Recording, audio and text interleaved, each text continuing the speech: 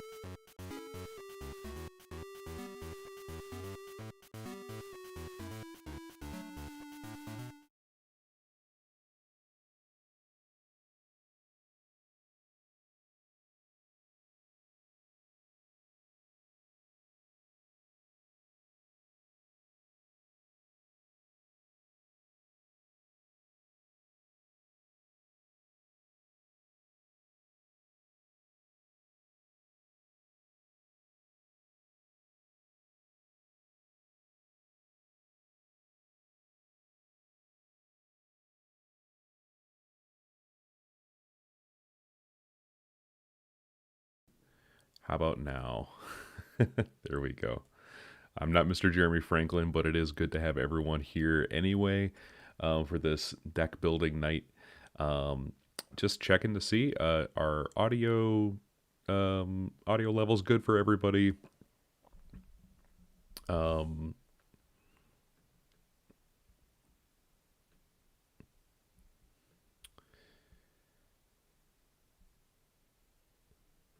All right, let me just turn everything down. Just getting my setup here. I am very new to this, so we are definitely trying to figure this whole thing out.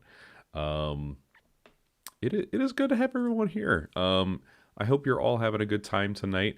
Let's just kind of jump in here at 8 o'clock. We're going to be doing a lot of interesting deck builds tonight, so hopefully you guys are here and are ready to do something super fun tonight. So to give us a little bit of organization here, I have got our... Hold on. Things are broken. Naturally. Hold on, guys. I do have stuff here, I promise. Let's just make sure that this is actually capturing what I want it to be capturing here.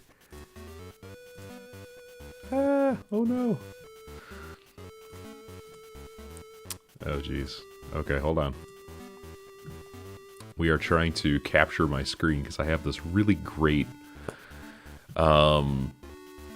spinner for us to use tonight, but it's just not wanting to show up for some reason. Let's try this and see what happens. Okay, that's good. Noticeably, I cannot see the... There we go. There we go. We got there. OBS is just being a little funky tonight, guys. Okay, so we have our deck building workshop spinner wheel here. Let me just increase this so we can see it a little bit easier. So I don't know if y'all can see what's on here. Hey, Tupin, how's it going, man? We have a few deck choices for us tonight. We're looking at Lucy post-Worlds. Well, okay, that's a good question. Are we doing Paradox, Wanderer, or both? I was thinking Wanderer just because that sounds a little bit more fun, but you know, you in the chat can tell me whatever you want to do here. If you want to do something a little bit different, very, very open to just figuring things out. So I'm going to get my own background music going here because you can hear background music, but I can't. All right. So we are going to be spinning a wheel. Your choices on the wheel. Got home from Worlds like 2 hours ago. Oh, I'm really glad that you're here. Oh, jeez. We have Lucy post-Worlds updates. We have Demonic Worlds, Olivia rework. So just starting a fresh Olivia deck all over again, which is something I wanted to put in here. Just because we're apparently getting a little bit of a boost in support for Olivia and all the other rulers from ADW and the 7th, as well as, what was that? The other, New Valhalla. That's it. So I'm really excited to try that out. Allosaurus? What? What are we doing? I've been really looking at Allosaurus lately because I've been doing a video about him. So, well, him and others, but I don't want to give too much away. But Allosaurus is here, and I'm really curious as to where we can take this ruler. And then we just have things from Grim Cluster, Lapis Cluster, New Valhalla, Saga, Alice and Alice Origins Cluster, and then this last category is an Unloved Witch, which is, you know, any witch that we got in Trinity Cluster that has just seen absolutely no play or no love whatsoever. I'm going to turn myself down here just a little bit. There we go. But we are going to see, and we're going to just, you know, we're going to spin wheels, and then we'll head over to Force of Wind to see what we can do with these builds going ahead. So if you guys are cool, I'm going to go ahead and give this wheel a little bit of a spin, and let's see what we get.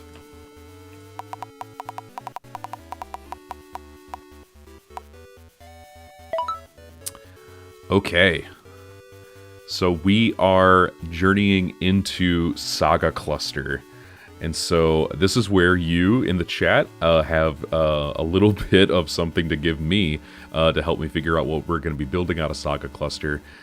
You get to tell me what ruler you want, and to help you do that, I'm going to jump into Force of Wind here, and we are going to just get all of the different rulers from Saga Cluster up on the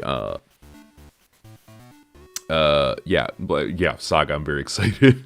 We're gonna see what we can get going here in terms of rulers, so that way you know which ones are available. If you're watching this sometime in the future, you can definitely check this out. Here we go. So, some Fallen Angels, certainly. Obviously, we can't run Satan, but we do have Excalibur Genesis, Violet, Brad is in here. I'll give you all just a few more seconds here just to kind of give me... the rework of Ragnarok is also an option, which would be very open-ended, very fun. Mikage is here as well. I know Mikage's always been a little bit better in Wanderer. So you'll have to let me know if that's on the docket as well. Yeah, just give us a shout out, whatever you're looking for.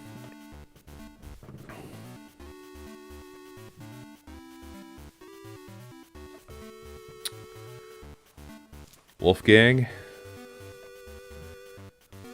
Are you saying Wolfgang or Wolfgang? Yeah, Lilius has got some strength counter stuff. Yeah, there's a lot of good options in here, right? We got the rework of Welser, too. That's also something we could look into.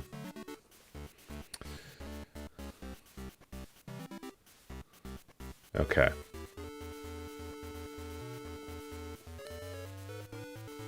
Belial Dante or Lilius is your vote. Okay, okay. All right. Anyone else want to chime in? Go for it.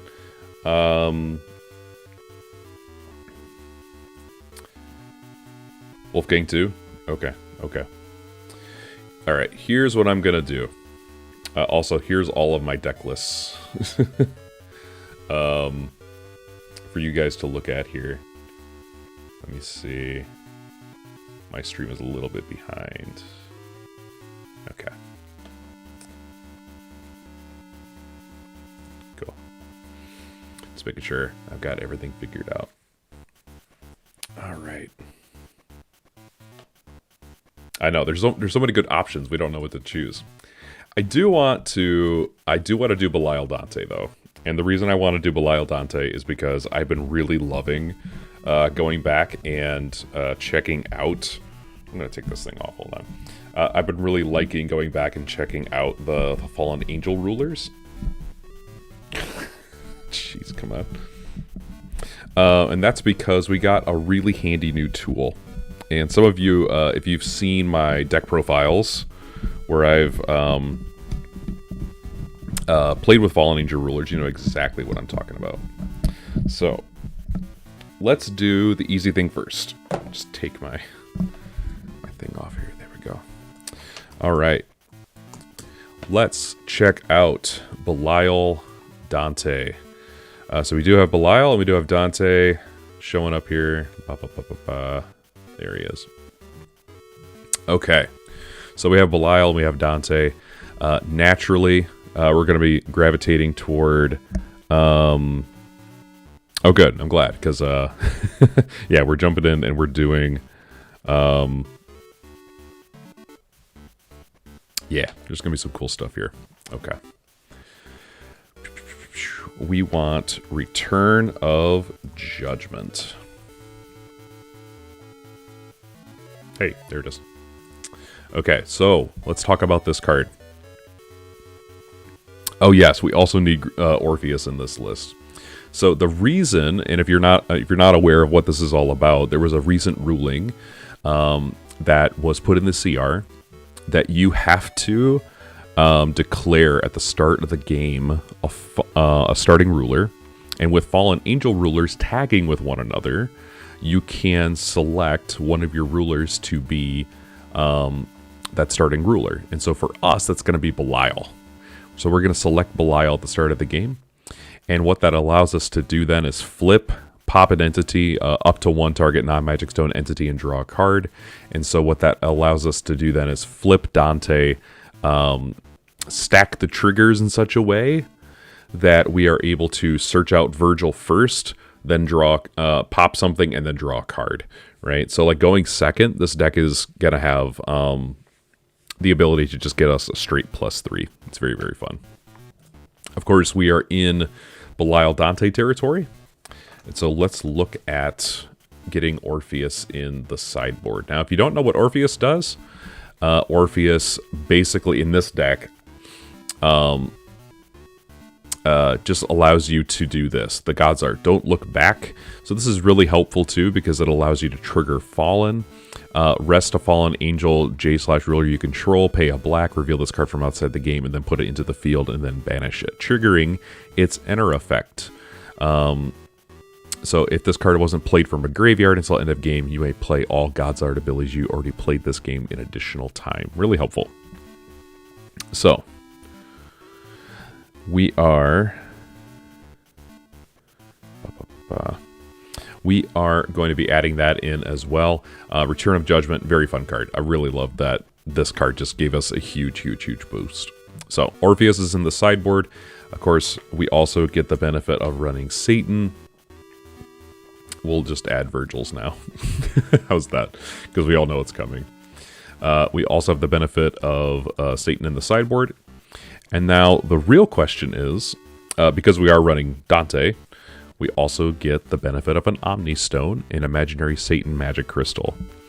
The deck is doing pretty darn well just from the get-go, which I'm really, really liking. So, okay, so I'm going to turn myself down just a little bit more here because I'm looking at my noise here and I'm sounding loud on my end. So, okay, so this is where we're at. Let's see what's next. All right, so let's jump back into the 7th. I'm going to look at Belial's cards here on Force of Wind. And we're going to jump into the 7th. Because all of the core support comes here. Dante's support card is Virgil, so we're not even worried about that. As far as I'm concerned. Okay, so we have a lot of interesting support here. Now, I don't know how you guys like to build your decks. Having this as a starting point is really, really nice. Because then it kind of gives you a sense of, okay, this is the stuff I just get automatically. So then what is my turn 1 play? So I like to determine what that is. Probably Virgil. In the event that I don't have Virgil in hand. Or Virgil gets answered, should I say. What's my turn 1 going to look like?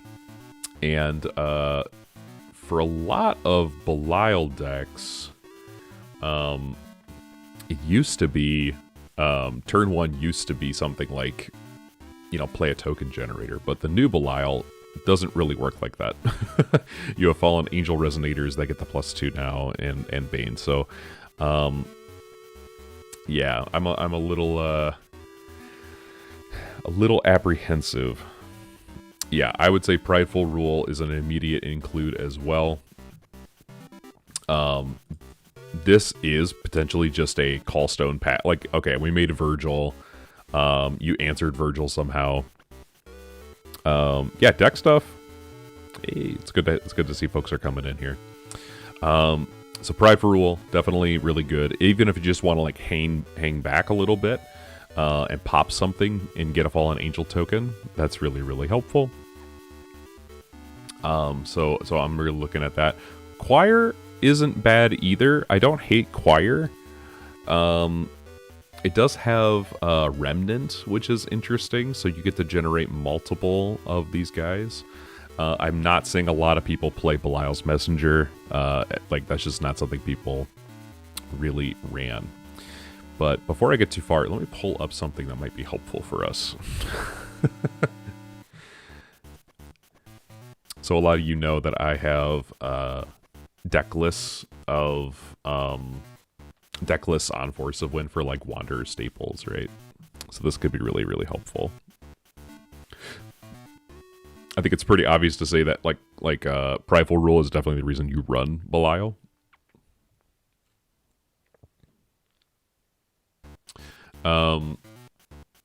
The other question is, do we run Angel of False Glory and Angel of False Life?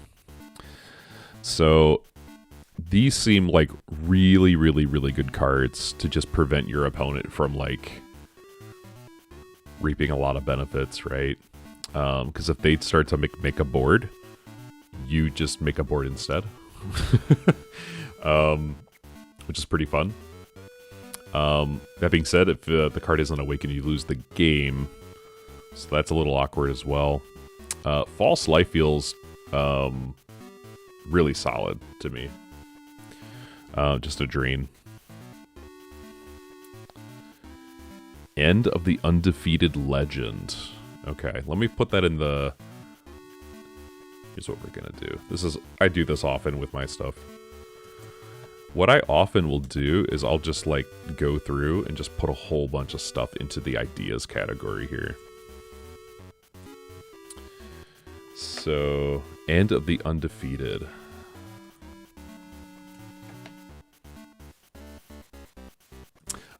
This is a fun card.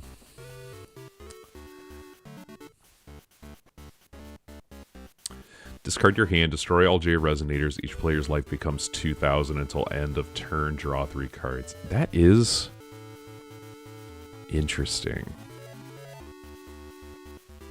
You know, for y'all, I'll put it in there because it is like a... Oh, hello, Marcel Adele.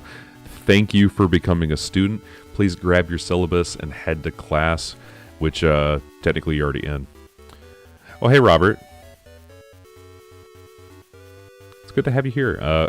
You know, safe trip home to everybody who's coming home from Worlds. I gotta look over all of the footage because I have this thing where I'm like, I don't want to watch a stream while it's happening because I have, you know, work and stuff. So I want to go back and look back at all of these games and just see how things went. So that's gonna be a really fun experience. So everyone, be safe and look forward to my tournament report because I know Jeremy, and if someone's there, remind Jeremy to get me deck lists. Make him get me deck lists. Bug him. Because I want to report on Worlds. Okay, so the End of the Undefeated Legend. We have that in our ideas category. Are there other ideas y'all wanna toss in and let me know about? I'm gonna look through here and see like what we have. I want to just increase this a little bit for y'all. Because these are all of the staples that I... Yeah, this is so much fun. These are all the staples that I have noted are in the game. We do have things like Duet of Light. Duet of Light seems pretty good. I'm from 2015 FAO era. Oh my gosh, dude! So these rulers are going to be really different from you, from your memory. So we might have to rig the game and do something from Grim Cluster just for this guy, right? Duet of Light, I think is really interesting. It does work with our dual rulers, which is really cool. So that's something I'm considering. And again, like we don't have to actually use any of these things. We just kind of want to decide where we're going. I also really like Chiffon here. Because you can rest Belial to destroy target non-magic stone entity your opponent controls. So that's a really flexible 2-drop, 2-drop flying 6/6 outs to some stuff. I don't really hate Chiffon here. You know, we could have better cards, but you know, I'm noticing she can't get mirrored and she can't get 1,000 fractured reflections. Can't quite do all the words, but we're here. Same thing about Spirit Ring. That's an interesting out too, but I'm not necessarily. I caught up in recent weeks. Yeah, see you, Robert. Have a good trip and be safe, okay? Okay. So we also have options like Raymond, who I repeatedly called Lars. I don't know why I do that, but Raymond is here as well. You can recover one of our rulers, which is really interesting, so I don't really hate that. These are all just our light cards, by the way. We also have Light Curtain. If we want to go that route, that's really good. We need an out to Shaman, by the way, so I think Light Lightning needs to go in the deck as well. But I'm not thinking like a ton. I'm thinking like 2, right? I like 2, maybe 1 on the side. I don't know. You tell me what you think in terms of ratios.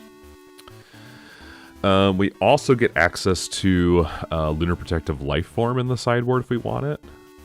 We unfortunately do not get access to Courtesans, and we also don't get access to Engraved Rune. So that's something I will put out there as well. Sphinx is also a potential sideboard pick. Yeah. Of course, yeah, Dark Alice for draw support if we want to do that as well. So that's there, but I just want to fill out yeah, what is our turn 1 play? What is our alternative turn 1 play if we know our opponent's playing things like Mirror? Do we run Disruption? These are the questions. I will say, I really do love myself an Ultra Magic Zone Golem, and I'm not above I'm not above changing up our stone lists to make that an available card, because my boy is my absolute favorite, and just so can't quite see him on screen. Let me change it. There we go. There we go. Yeah, he's a 2020. So if you may not be familiar with Ultra Magic Stone Golem, because we do have new friends in the chat today. Look of Corruption also seems like a good turn 1 play, as well as March of the Dead. So I'm gonna put these basic staples in here. Look of Corruption.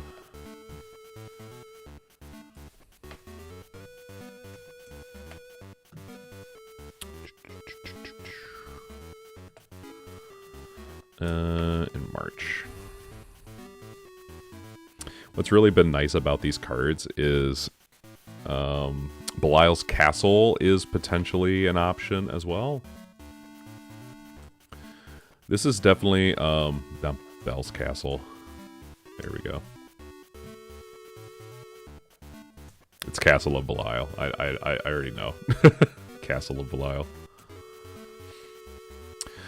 Certainly, maybe.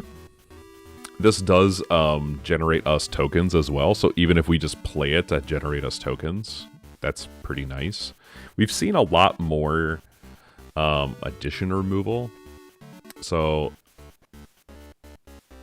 I'm willing to say it has a place.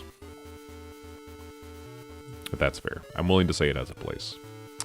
We also have Lucifer, but I'm also a little leery. Because I don't want to life gain us out of the benefits of our life being at 2,000. You know what I mean? So I'm thinking maybe there's a world where, oh yeah, Uppercut. We're playing Uppercut.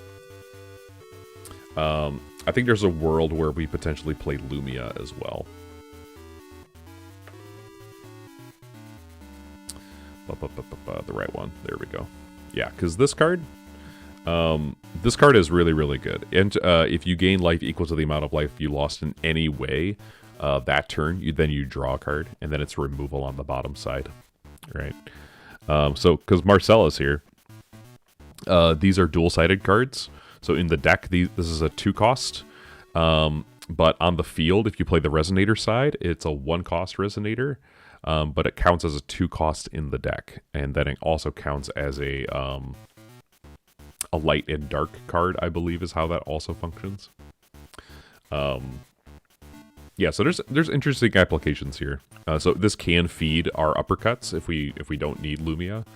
That feels really, really, really solid. So I think we should be playing that card.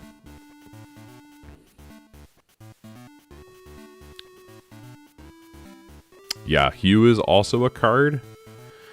Do we run Hue knowing that he generates tokens that don't get the benefit of the Belial buff? That's the real question.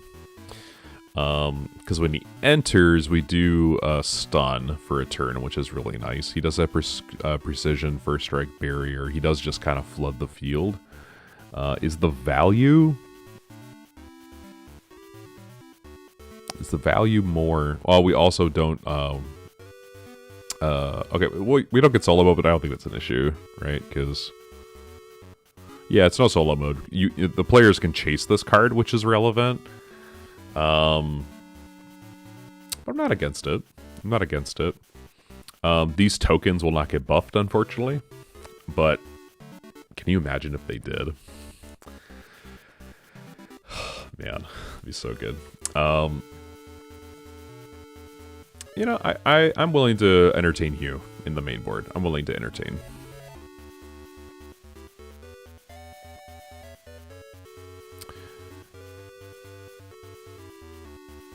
The Fushi OTK. Are you talking about the Fushi OTK? Are you talking about the Zenwu shenanigans?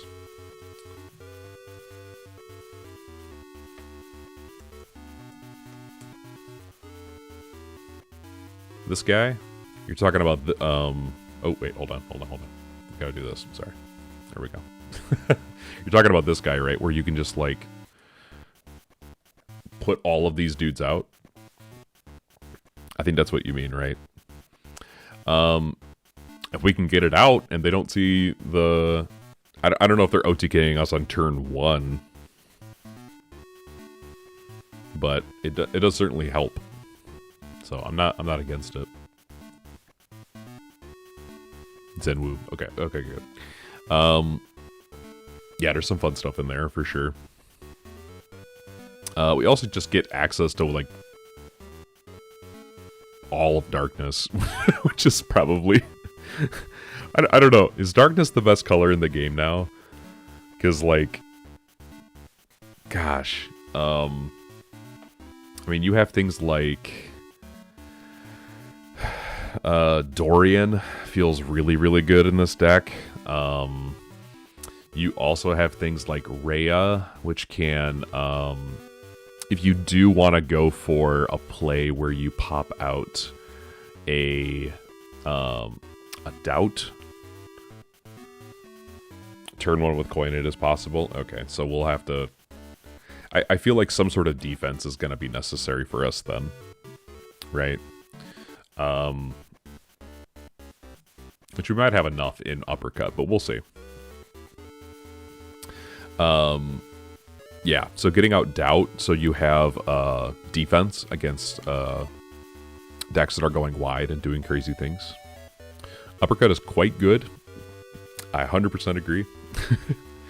I'm kind of partial to the Rhea doubt engine, although in this version, there's not a lot of stuff that we can work with, but I'm not necessarily against it. I'm going to put it in the ideas, though. I don't hate it, and I do like this art better.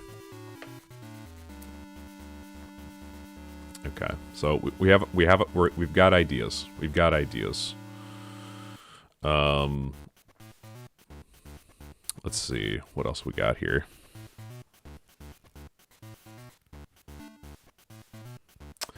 That is true. That is certainly true. Dump Liberation of Dark. Yeah, VIP Seats has been a really lovely card. A lot of people have really enjoyed that. see. VIP seats. Okay, yeah, I don't mind putting that in the ideas. I don't think it's a bad idea. Nero's been doing some fun stuff with that. Let's see what else. I'm in, I mean, there's so many cards in Darkness, guys. I mean, there's so much going on, right?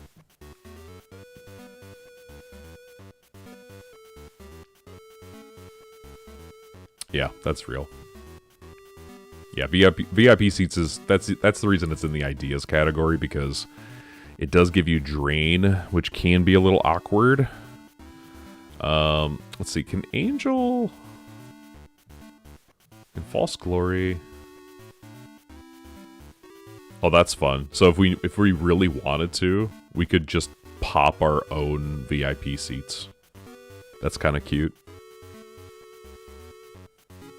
So, you know, if we wanted to get really funky,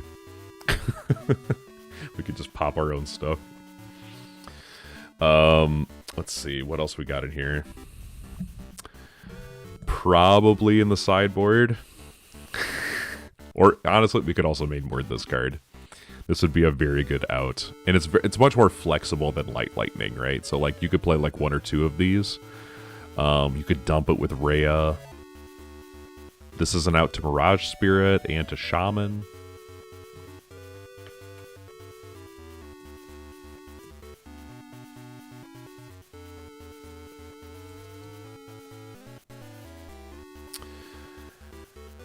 I don't know, guys. This seems pretty good to me. It's very flexible. It's a very flexible card. I think Jeremy will say this to anybody. But he thinks What Hey KO Anesthesia was undervalued going into Worlds. I don't know how true that is. But it's here. Okay, so we do have Dorian. I do like Dorian. It's just like a 1 mana, like, I'm going to threaten you, right? So I don't hate Dorian. I'm going to put him in the ideas list, because that is a really decent, like, win condition style card. It's very, very solid for that. All right. And then, let's see. Yeah, we have Hugh. We could play...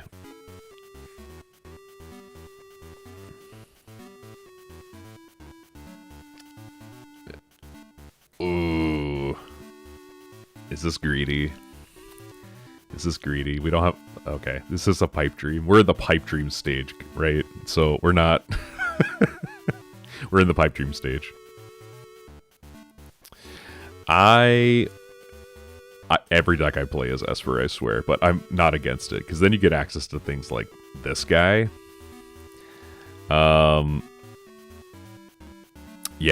Yeah, you get some really, really good stuff if we go Esper, I will say. We're probably going to look at...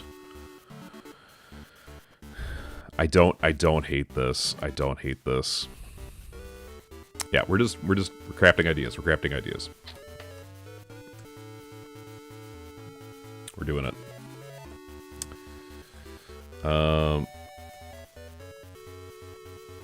Because Hindered Duel, like, I have not tested with this card at all. I've not been playing this card like a ton. But drawing up your hand again, gaining life, is, you know, sometimes helpful for the deck. It is kind of canceling, kinda. Not too bad. Can blow up all of our opponent's stuff if they want to go wide with their own tokens. I don't hate it.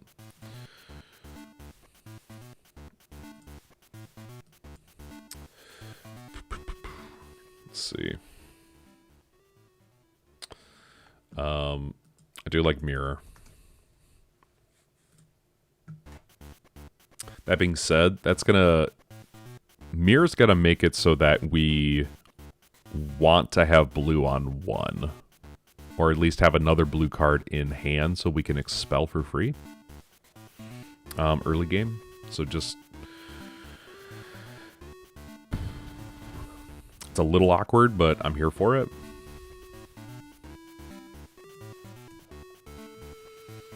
Let's see. What else we got here? If we do run a Rhea package, we can buy back with Castle of Beatrice. We also have just Chubby Fox, which is helpful. It makes us a little weaker to Shaman, unfortunately.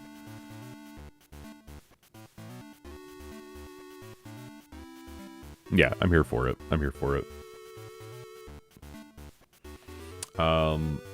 Chubby Fox is base black if we want to do it that way. That's real. So, and then of course we have like all of this like helpful void stuff. So things like protection is here. Of course we can't Godsart it out, which is a little unfortunate. But we also have things like Cursed Ice Shards and things like that. I personally have been running Ice Shards like pretty much in every deck. Just because even if I don't get the solo mode in this particular deck, right? Like even if I don't get this, at least I get the ability to like cheat it into the field or just expel stuff, which is helpful. So I've been kind of like, we'll say the sideboard. Okay, let's look and see what we got so far. So far, we have some kind of defense. We have a turn 1 play in Virgil, which is really good. This turn 1 play is almost, I don't know. Like there's a lot of stuff in the game that can just out this thing, but I found Virgil still very sticky. Very good to have onto the field. We also just have Prideful Rule. So we can start generating tokens, no problem. We also have Castle of Belial that we could be using as a turn 2 play, but that feels a little too tempo-y for me.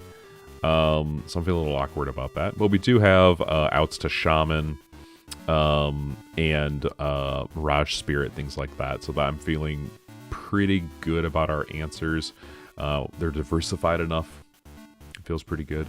Hue is another really good just like pressure card. So I actually kind of do like the idea of running a couple of Hue. And I'm leaning toward at least 2 Lumia. Yeah, hold on. We gotta do it like this. Magic. At least 3 Uppercut. That's kind of where I'm at with that. I think 2 Castle is kind of where I'm landing. And the reason I'm saying 2 is because in later turns, it's just, here you go. And if we're in the aggro matchup, we just play this, and it's already doing its work. So I don't hate that.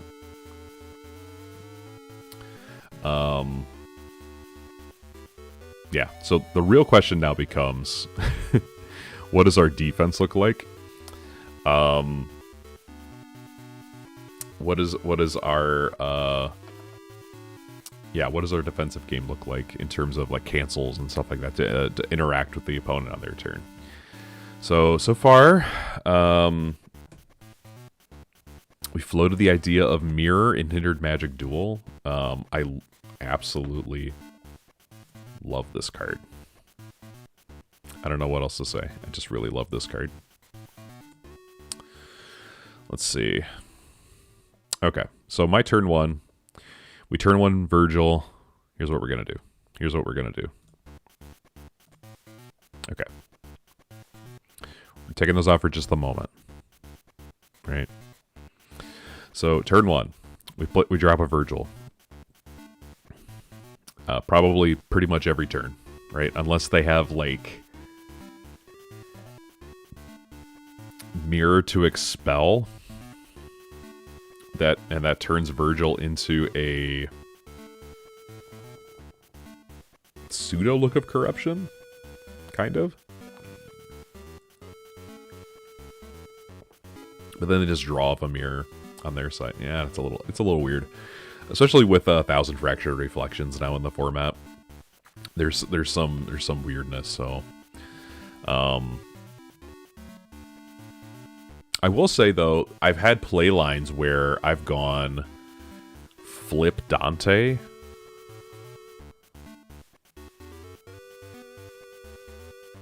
Couple Lars. Are you saying Lars to heal astral stuff? Is that the Lars you're talking about? I maybe consider running Lars, except I want this stone active, right? It's an Omni Stone that you get if it's a Astral Ruler.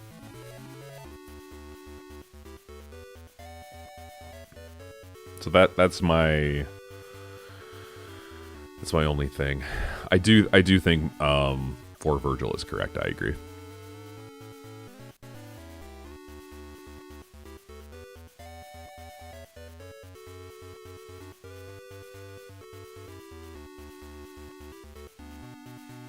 Sure. Okay. Okay. I see what you're putting down.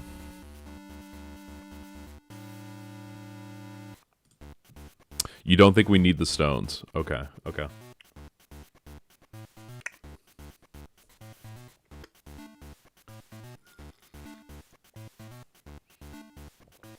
Okay.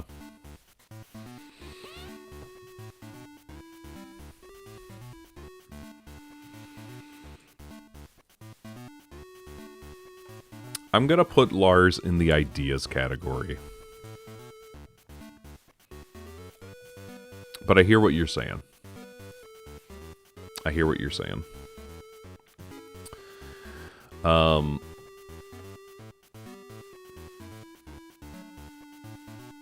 Okay.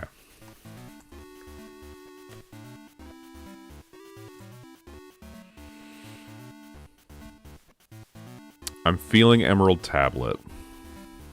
At least in some amount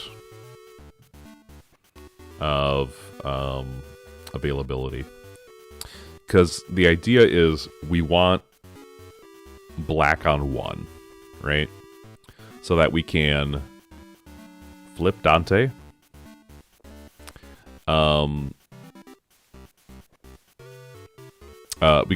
Flip Dante, Return of Judgment triggers, all of that stuff, so we can make a Virgil easy, right?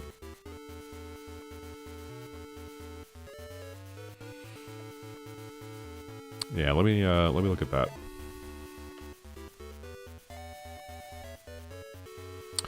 Big silver key.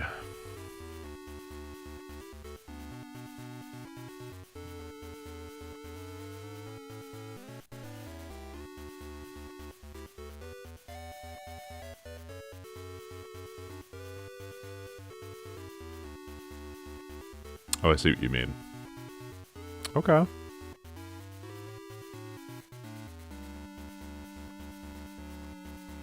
This is in color, so I don't hate that idea.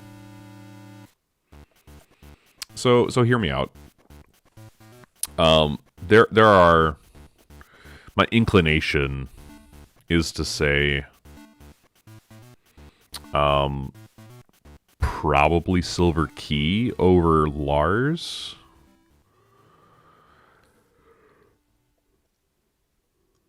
Ugh, sorry guys. Probably Silver Key over Lars. That's kind of what I'm thinking, and the reason is because it's in our main color, right? It's in our main color. So this is where we're at. Okay, so we have 4 Pride for Rule, 2 Hue, a couple of Lumia, 3 Uppercut. I'm actually, you know what? I'm gonna make the executive decision and go to 4 Uppercut. I think Uppercut is the way. It's just too good. In my opinion, this card probably ought to be banned.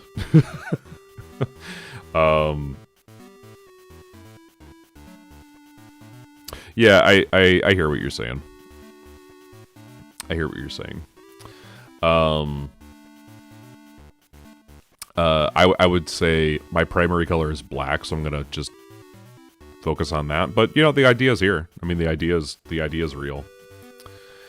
So, okay, so we are looking at turn 1. Here's turn 1. Turn 1, Virgil. Turn 2. Do we just... I mean, is there a world where we just play turn 2, hold up mana, and just say Prideful Rule, all of this is available to us anytime we want. Alternatively, Castle of Belial. Right? And just, like, answer my Virgil. Right? Or we could play things like Choir of Angels, so then we could hold up 1 mana, but still progressively make things happen on our opponent's turn. I actually kind of like that idea.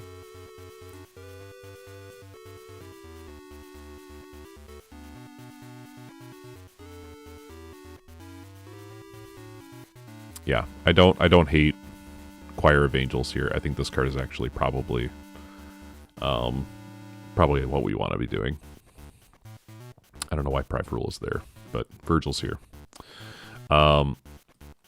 So we have our proactive play on our opponent's turn. We have Prideful Rule, Light Lightning, 1-hit KO in order to like punish things, right? If we just want to hold things up, Prideful Rule is ideal because then it's like, okay, you did your thing. I'm going to blow it up now and make a guy. That's relevant.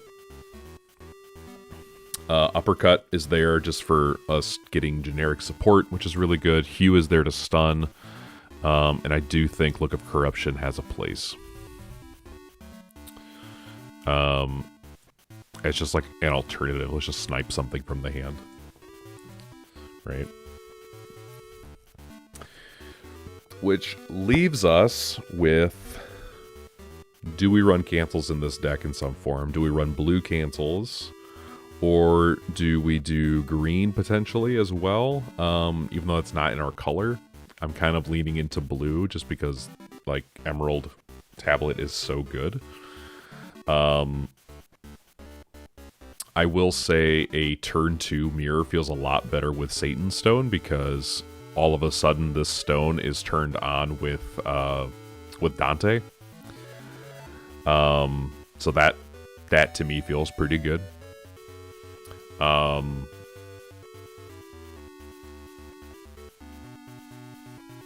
Yeah.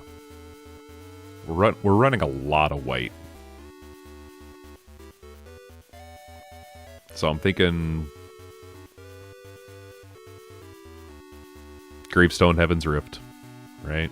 That's kind of where I'm at.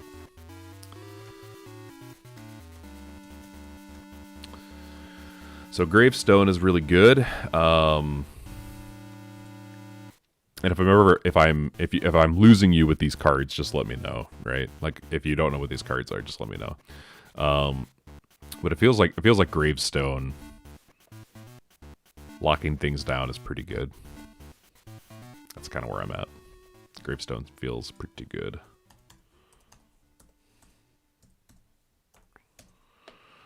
So let's get our Heaven's Rifts in.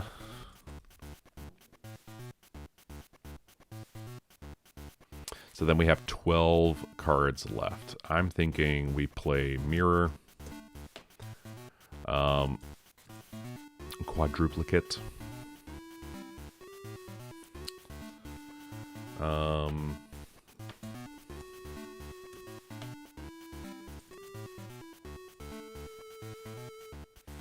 Okay. So here we are.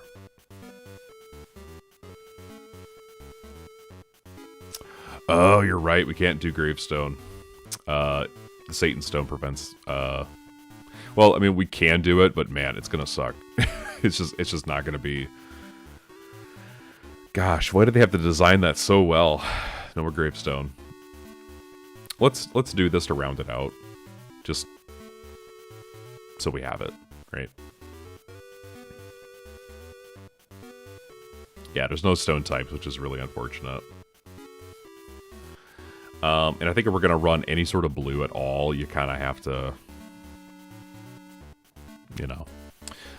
Let's look at water stuff.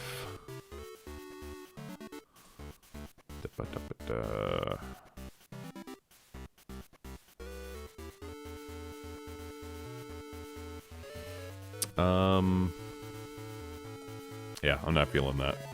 Glorian Fan, welcome, welcome, welcome. We are playing the deck building game where we build decks together. So here we are. Let's see. This does not feel viable. We do have potential for Muse staring at. So hear me out. One, this is another out to Shaman.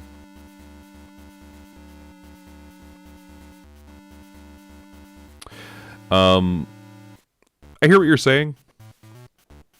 I don't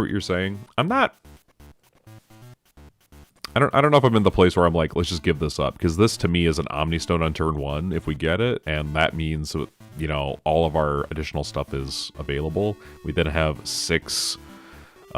effectively 6 Emerald Tablets in the deck, which is really helpful.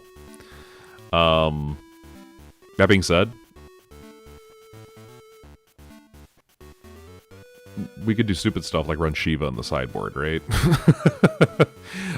It also gives us access to something like we could run other fun things as well. Things that come to mind. Let's see.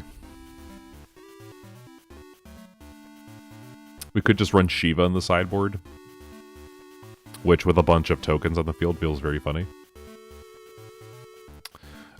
Just because we have an Omnistone, right? Which means, like, you know, I could see us putting in, like, a couple of Moonshades, and then just, like, we just have access to some of this stuff, right?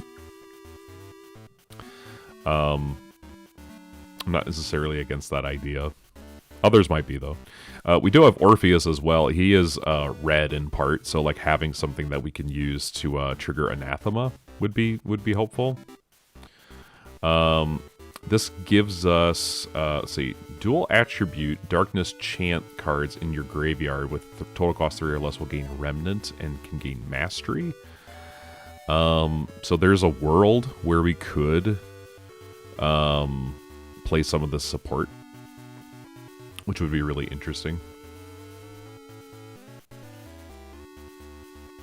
I would help, but I don't know most of the new cards. That is okay. We're trying to go over some of the cards as well.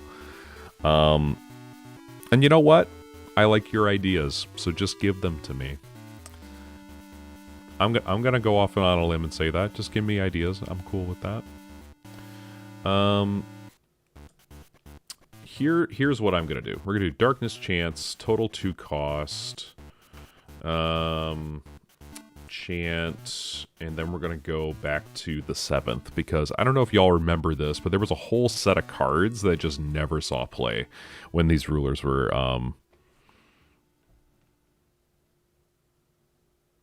yeah, I could just play literally whatever I want. That's true. Remember these fun cards, right? There were cards like this guy, right? Asmodeus' Enchantment. New Doggy? New Doggy. Remind me of New Doggy. I'm not sure which New Doggy you mean. You can rest or recover J Ruler. Put target resonator from your opponent's graveyard into the field. If it was awakened, the chosen card gains swiftness. Yeah, New Doggy is not in Force of Wind. That's the only thing I would say. Like, we need to make sure like cards are actually in Force of Wind. I think this card is very funny. And then with Orpheus, you can just cast it again. So there is something there. Yeah, New Doggo is... Oh, gosh. I want to gush about New Doggo so bad. I do like Asmodeus' Enchantment. It's kind of cute. It works with Orpheus. Actually, no, it does not work with Orpheus. It does work with Astema's Fury, though. Alright. Your opponent discards 2 cards. Then if you have Fallen, which with Orpheus you do, you may put all Resonators discarded this way into the field under your control, and they gain Swiftness, and then you remove them from the game. So you can just, for 3 will, let's see, how would that work?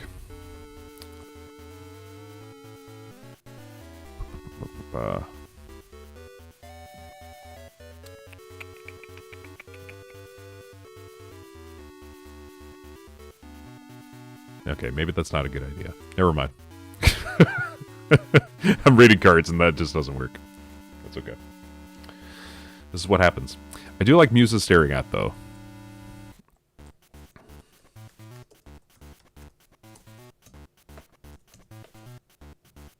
I do like Muse Staring At. I think that makes sense.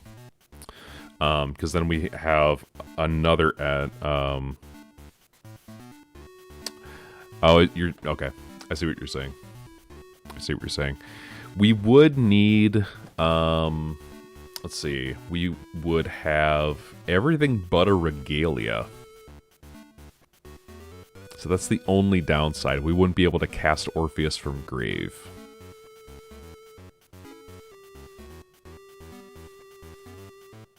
Yeah, it has to be dual attribute. Yeah, I get you.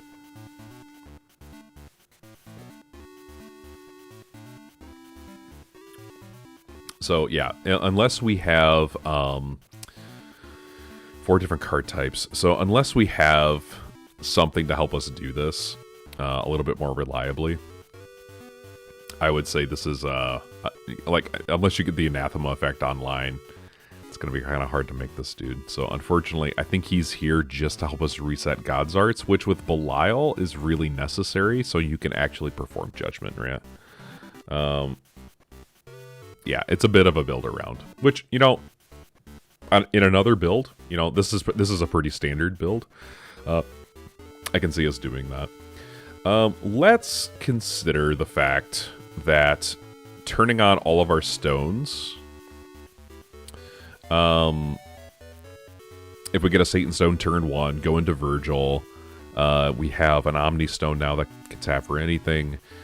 We do have access to white, so I think it's pretty safe to run Dark Alice. And that helps us to round out the deck a little bit. Now, that being said, there are some cards like the Angel of False Life, False Glory that I don't hate. I don't hate these cards, right? I think 3 in the sideboard makes sense. I think, I mean, we just have so much stuff in here that's just really, really helpful. Let's see.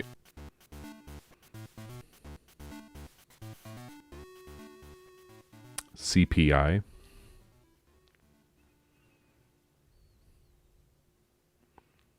Tell me what CPI is. Counter Special Stone. I don't know what that means. Yeah. I dropped my phone. It's okay. It's no problem. I do think there is some benefits into like running some of these like other ideas that we had in the sideboard. I do like the end of the Undefeated Legend, so we're doing it. We're doing it. It's happening. Okay, so actually, you know what? Instead of Chiffon, we're playing our boy Vacuous. It's the way.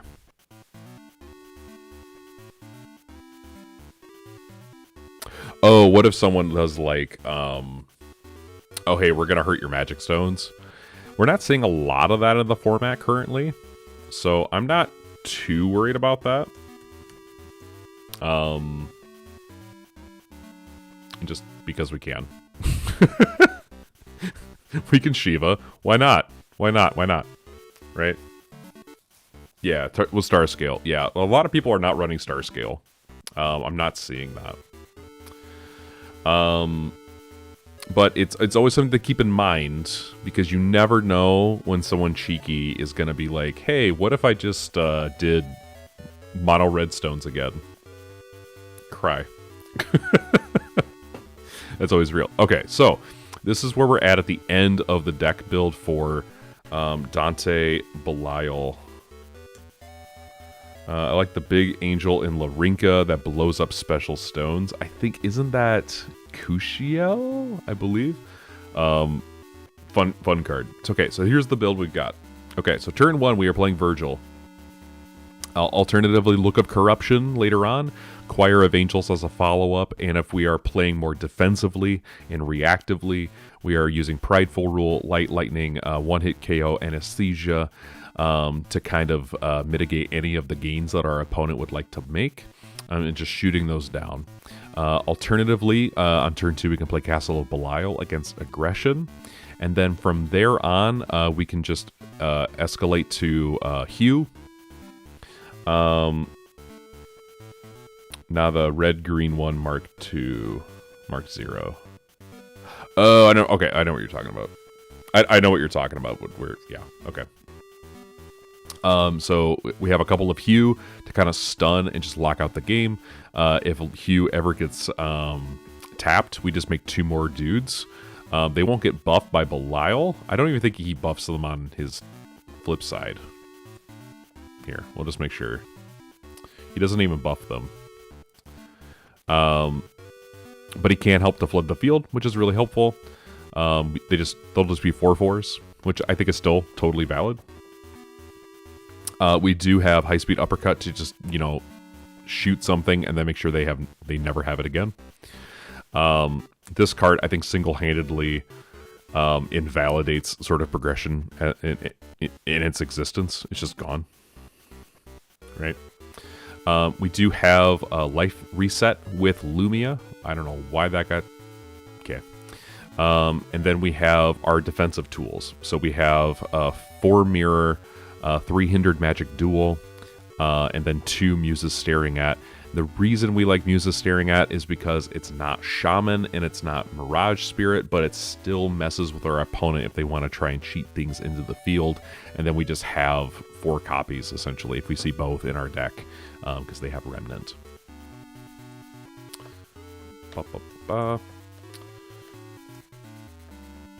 Okay. And then, last but not least, we have a little bit of draw power in Dark Alice Rabbit Princess, and so it's okay. We're about to start another deck build, so you're doing okay. So, and then our Magic Stone deck, a little bit of you might be able to like mess with this a little bit if you just want to run Moonshades, but I do like just the idea of I have an Omni Stone on 1. Or at worst, I just have my colors, right? This is like having 6 of your tri-stones without the pain of that. I do know enough about Worlds to know that someone got a 3rd tri-stone. Maybe not even just once. I only saw 1 game where like getting the 3rd tri-stone really hurt. So this is my way around that, without doing pain lands or any of that other stuff. And then for Heaven's Rift, you could do other stones if you would like to in place of these, but for me, stones feel really good. Sideboard is 1 Orpheus to reset our God's Arts. It might be a little bit of a mistake for us not to run Erythropia to be able to reset Belial's God's Arts again. That's real. Which would, then give us the 4th thing for Orpheus to come into the field. So that's relevant, I think that might have been Salmon top 4, maybe. We are playing 1 Shiva, and the reason we're playing Shiva is because we do technically have access with 2 Satan stones, which is ridiculous. Oh, you can play 4 Orpheus. That's true. That's true. Maybe we do that. Maybe we do that.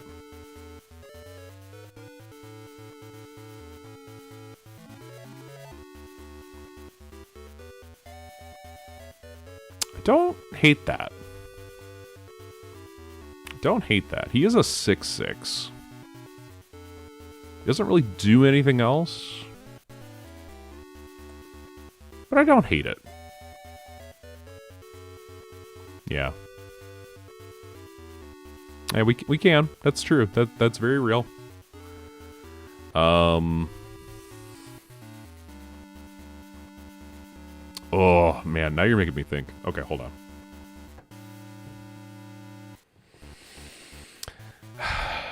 Dang it, Yo-Yo.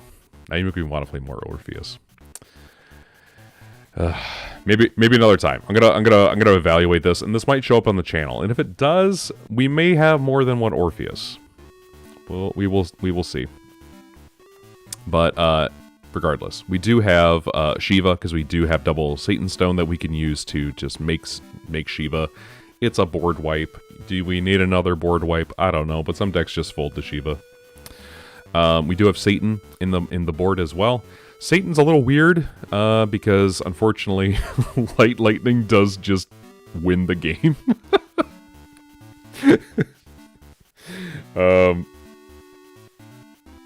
Yeah, I know. You make me want to do it. You really make me want to do it. Then we have one Light Lightning, one.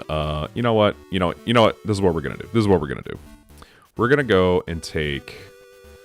We're gonna make double Orpheus, and we're gonna take out a one-hit KO.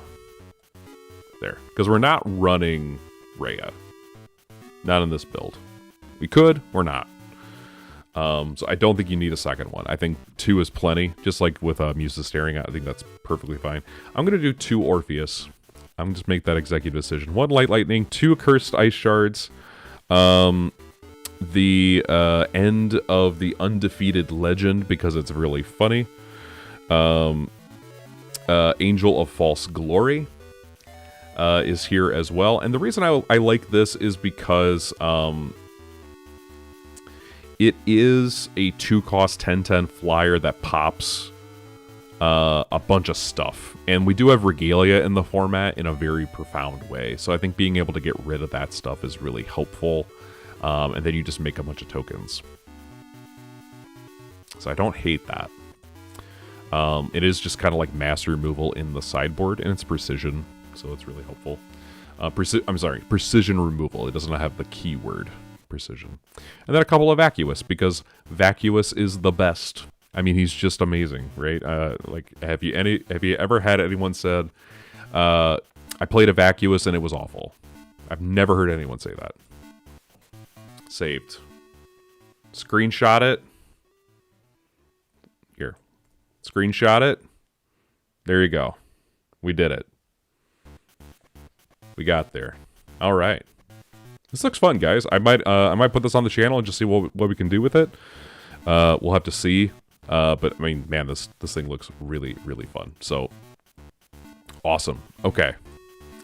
Let's go back to the wheel.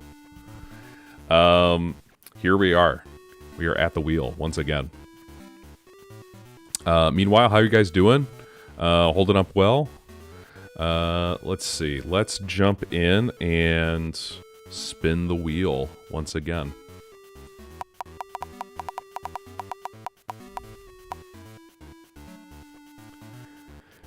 Okay. Okay. Do we just do another Saga deck, or do we spin the wheel again?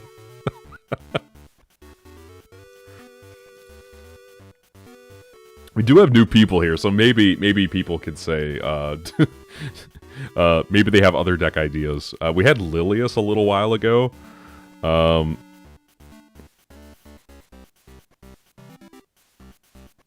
it's true. I could just choose that.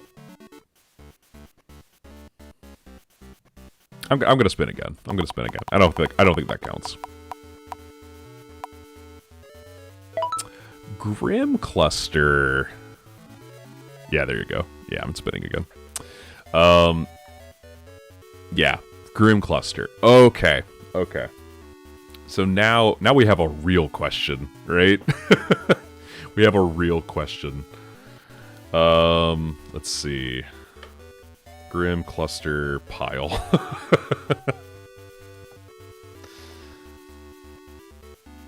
On the new rule, yeah, like this is great. I'm totally fine going off subject. So let me talk about that while I pull up these rulers from Grim Cluster, right? So I think the new rulers are some of like design wise are very, very, very, very fascinating to me. I'm trying to decide. Yeah, I really do wish Grim Alice could.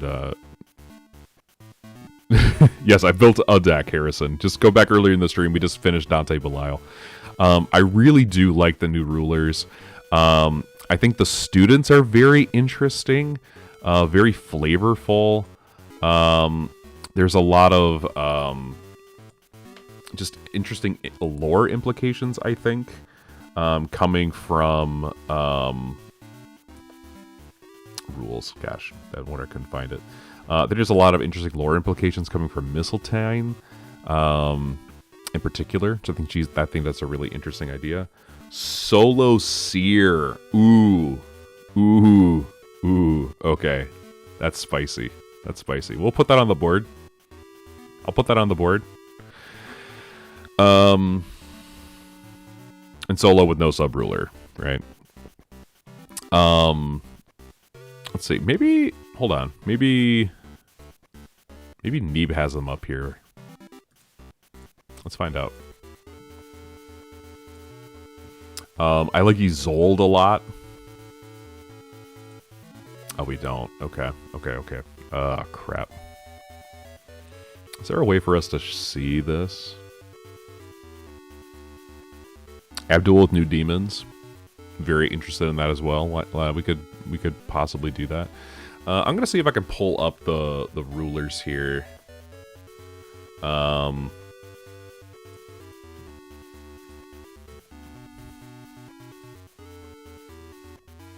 it's taking too long.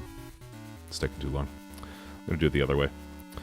I'll just go into my own stuff. How's that?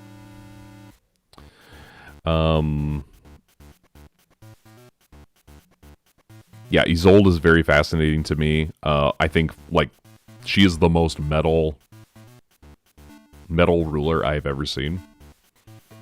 Just like, no. I'm not just a vampire. I, like, love blood.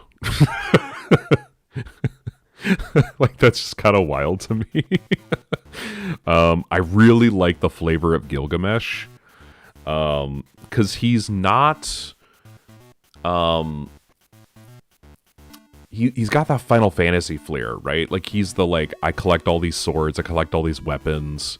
And Gilgamesh is, like, a fan favorite Final Fantasy character, right? So, like, there's definitely some fandom in the design team for classic Final Fantasy with Gilgamesh. So I love that. I love that he gets runes. I love that he gets battle counters. I love that you're incentivized to go wide.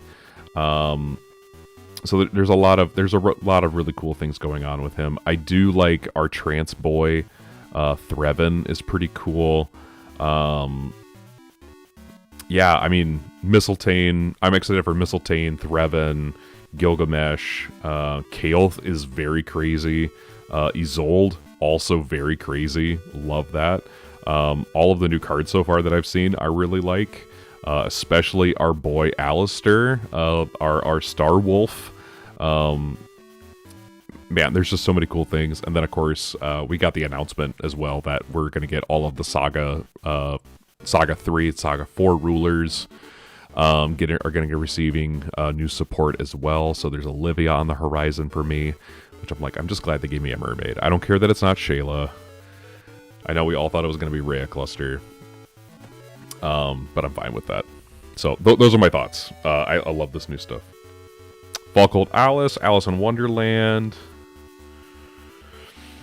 Let's see. Fault Gold Alice Grim tag. Yeah, so I'm seeing some Alices. I'm seeing potentially Abdul. Let's see. What else we got in here? We said Fault Gold as well. Okay. Yeah, there's a lot of interesting things here. So I will say that the thing that would stretch me the most would probably be Seer.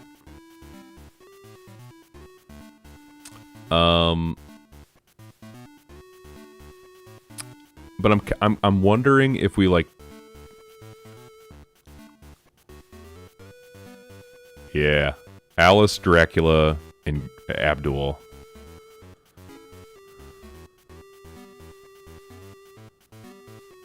Oh, interesting. Tupin, that's a very interesting theory. That'd be fascinating to see.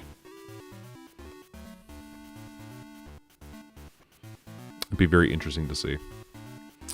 I think what I want to do is I don't want to do Alucard. We've seen this deck. We know what it does. This is I'm gonna go off on a limb and say Abdul Snow White is also an interesting combo. Not gonna lie. I have no idea what I'm doing with that. I have no ideas for that combo. But I think what I want to do is I want to do Abdul Alice. Because I think Abdul is just underloved, and we already have an example of what Alucard can do. I also am not going to put Virgil in this deck. I'm making an executive decision to not run Virgil, because I think that that's pretty easy for us to do.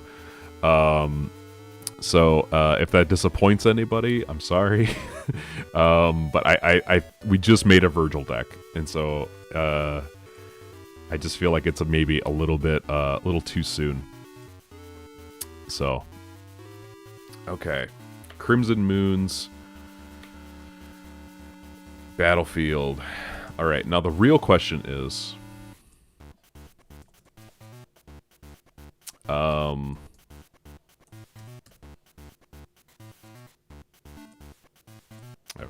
this is annoying me. Okay, stop. Gosh.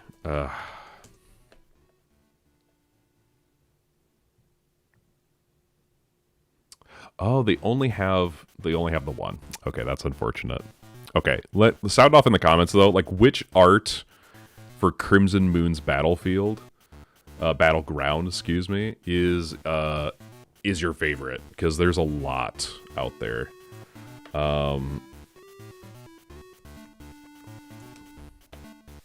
Yeah, they only have the one art. Oh man.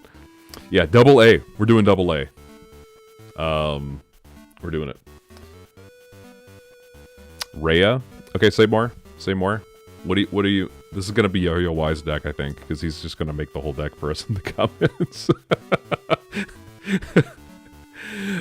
Just kidding, buddy. Yeah, so there's interesting things here. I think obviously what we want is to recognize the Cheshires here. This package is very good. My Will, My Game. Don't hate. Actually, I think we do something like that, potentially. I think that works. Yeah, actually, Alice and Virgil is really good. Yes, it is. That's correct. And yeah, that's why we're not doing it, because it's really good.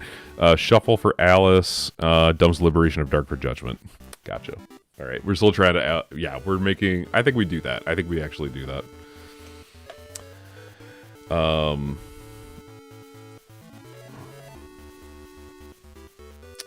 Actually, hold on. Hold on. Hold on. Hold on. Hold on. Wait. My instincts are telling me to wait. My instincts are telling me to wait on Rhea. Because with Prophet, you still need Gruus Ballista.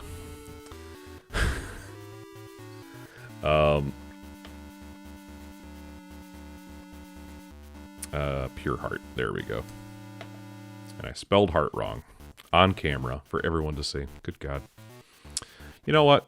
We're doing the pretty one. And then we do one Gruus. There we go. Okay. So we are looking at... I want to look at Abdul support. Because admittedly, this has been Jeremy's ruler. Like, he played a lot of Abdul. I actually did not start in Grim Cluster. I started in Alice Cluster. So I'm still getting used to some of these cards and what they do and, like, the flavor of these rulers. I'm still kind of getting used to that. So bear with me, okay? So Terrible Prophecy is one of the cards that I know people really love with this deck. Always go for the pretty one. J Resonators your opponent controls gain enter, draw a card as long as this card, as long as you have a J ruler named Abdul. Whenever a J Resonator with enter enters the field, your opponent loses 2 inner life. Whenever a Resonator with enter enters the field under your opponent's control, if you control a Darkness Prophet or Wizard J/ruler, you may rest a Gruz Ballista Stone if you have one, and if you do, put a token copy of that Resonator with all its abilities that Resonator gained from the continuous effects into the field. So you're just drawing additional cards.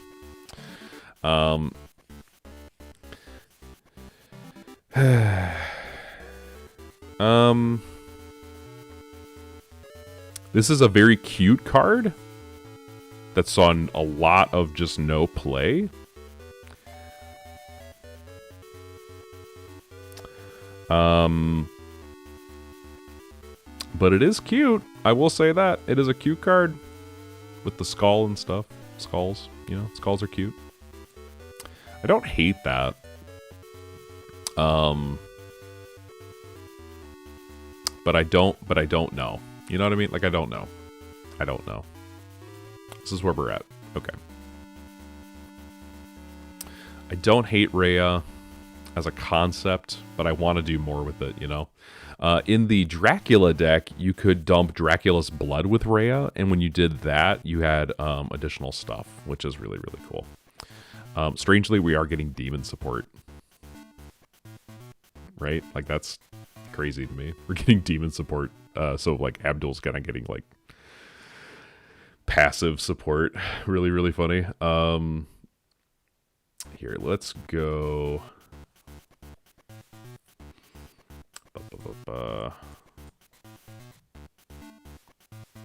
Yeah.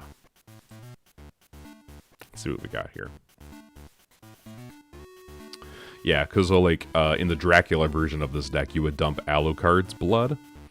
And because you have Alucard, this is actually just a 1 cost. You can remove this card in your grave from the game, and that's an activate ability. Paying an amount of life, and then a vampire J/ruler you control deals X damage, and you gain that much life, which is, you know, so it's like instant speed removal. You know, that's not bad. We don't really have that. Unfortunately. But we do have these guys, right? These are our traditional demons. Shemhazah. Giver of Forbidden Knowledge. At the end of the turn, turn player chooses one. Discard a card at random. They discard a card and lose 500 life. So you choose and lose 5, or you discard 1 at random. Rest of recovered Magic Stone. Name a card. Put the top card of your deck into the grave. If it shares a name with the named card, put this card from the grave into the field. Play this ability only during main timing and only if this card is in your graveyard. And if you control Abdul, essentially. You can banish a Magic Stone if you do put a Magic Stone from your graveyard into the field. So there's stuff you can do. Furcus, which is the funniest name for a demon, is Furcus. It sounds like Fergus, but it's not. Look at your opponent's hand, choose a card, put it on top of the owner's deck at the beginning of the end phase, name a card. Each player reveals the top card of your deck, and then you get to yoink those cards. You can buy a demon from your deck. And we do have more demons.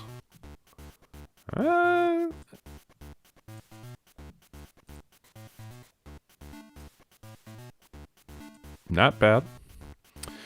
We do have summoning art here. Let's see. If you control J Ruler, you pay the same name of the card revealed this way. So we can summoning art of Alhazred. shuffle the deck, look for Furcus, play Furcus on turn 2, and steal their card while also getting a counter on our sub-ruler, which is, you know, not bad. I don't hate this. That allows us to play like a Shemhaza as well. Not bad, not bad. I don't hate this. I don't hate this. I think we play a Furcus, and I think we play some sort of some combination of these, right? I'm not feeling Defiled Scripture. That's a completely different deck. Keeping my eye on Rhea. It's happening. We can yoink cards with Suyas, which I don't hate either. That's not bad. We cannot play Inferno, Sag. But for good reasons. Good reasons. And then now we're getting into like the classic support, because some of this stuff really does go a long way. Let's see.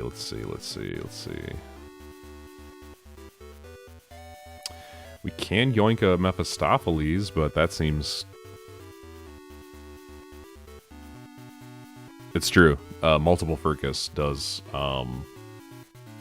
in fact become free, which is really good. Nightheart, probably not.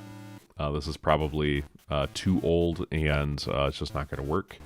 That being said, let's reset our search engine here, and let's look at Darkness Demons in general. Yeah? Because there might be something that we're not noticing.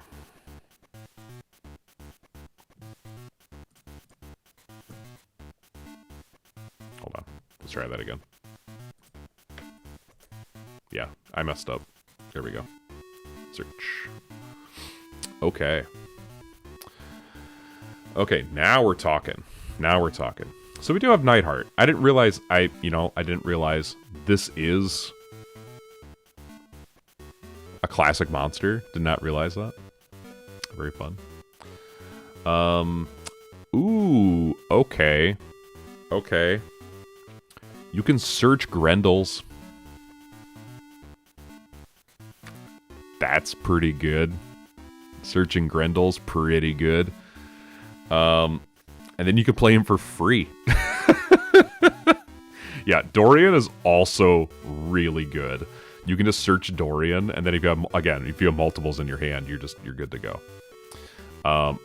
Yeah, I feel like summoning art is the way. I think you play one Shemhaza for the giggles. But yeah, you get multiple Grendel. You know, like two... we'll do 3 Dorian. 3 Dorian seems pretty good. Other demons that I would recommend kind of fall out of favor at this point. But...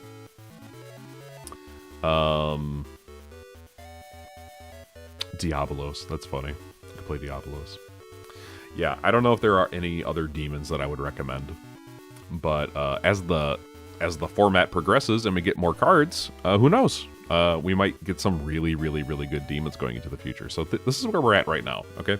So we are doing some Alice stuff. We are doing some summoning art of Alhazred stuff. Very fun. Grendel is here. Dorian is here. The best part about Grendel is... let's see. For each different name.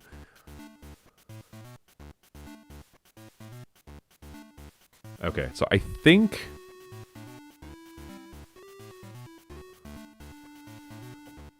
How would this interact? Because Pure Heartstone has its own name, but also gains other names. So I think that still counts for Grendel's effect. The Grendel will still see you have 2 different names of magic stones, right? So, yeah, Grendel in this deck seems solid.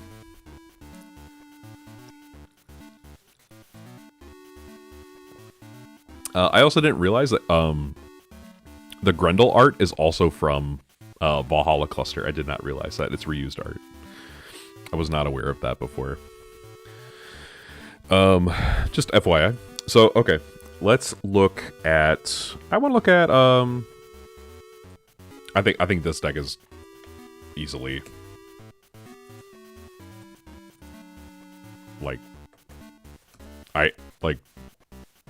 Can we all just agree that this is... like, this is it. First ruler for me was also Malkus and Faria. Those dual decks were so stinking fun. And so broken. Let's see. Yeah, I think this is just right. I think we all can agree that we just get this full defensive line. And that's fine. Okay, so before we get too crazy here. What's our turn 1 play, right? Our turn 1 play is probably going to be... Let's see. Do we just flip and draw a card?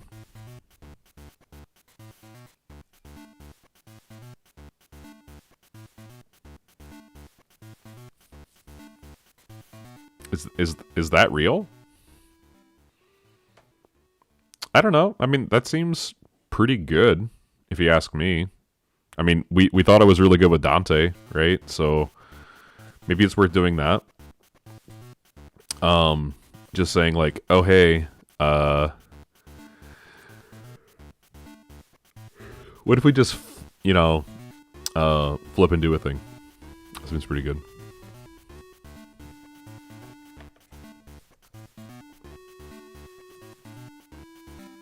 I'm gonna go down to 3 uppercut. If we have room for the 4th, I'm gonna do it.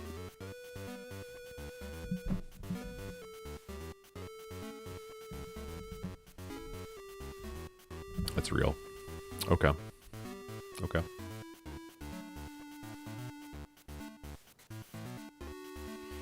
So,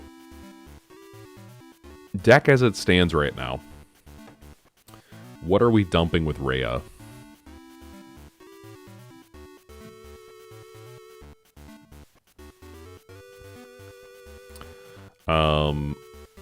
Good Rhea targets are... Let's see.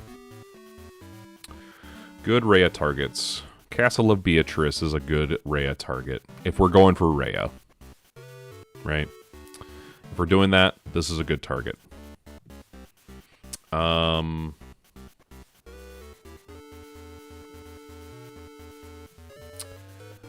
This is kind of a good target, but we're not running Darkness Stone, so that feels a little awkward to me.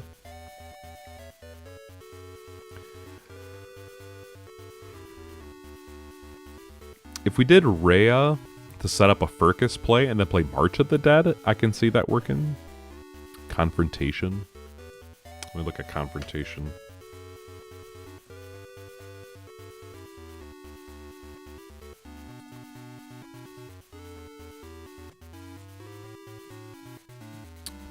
Sorry, this card is not a copy. Essential card to play this card. Remove 8 strength counters. Okay, whatever. For each other player loses 6. Has Remnant, so I don't hate that. Destroy target J Resonator or Warden. Target player discards 2 cards chosen at random. These are the best effects. This also doesn't have Quick Cast.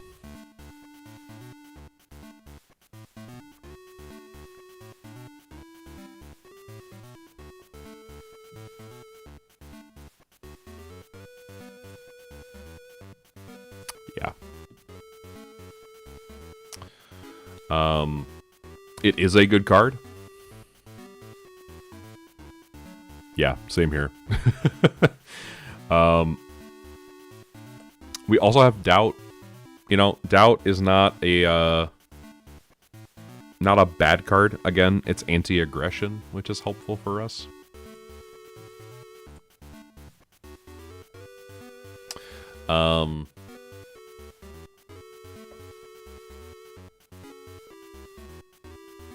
Yeah, I mean, it is warden removal, but so is Grendel. Grendel is also just warden removal. So...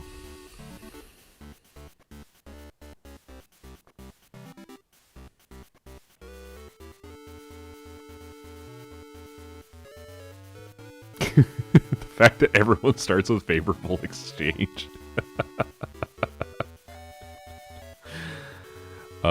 Let's see. Hold on.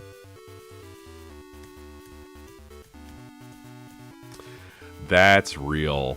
Okay, so we need to talk about this card then. This is an addition with Eternal and Aegis. You know what that means.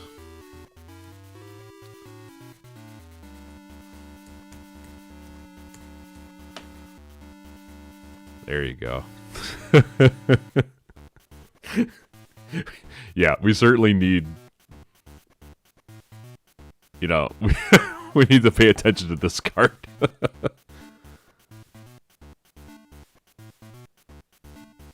Yeah. Well, for them, it's a very favorable exchange. I will say that. I think being able to say vacuous, pay one, get rid of that. Yeah, something to out this ASAP is very important. Okay, so yeah, we need to recognize this thing exists, which is a problem for us.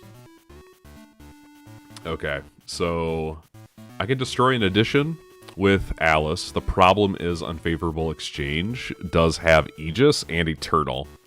So we need a way to, like, RFG it or expel it. The best answer I can see in that is vacuous, right? Attendant, if you splash green, is a turn 1 out and demon. This is true.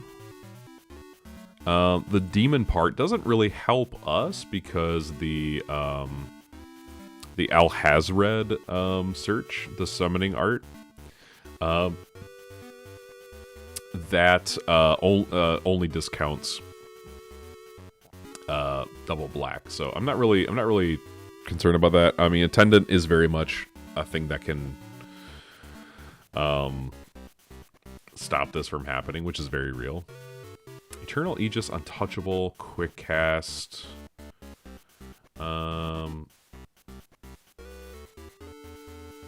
Non-armament, non-weapon, sub-rulers, lose all abilities, beginning of the game. Lots of the game, yeah. So this card will just shut us off.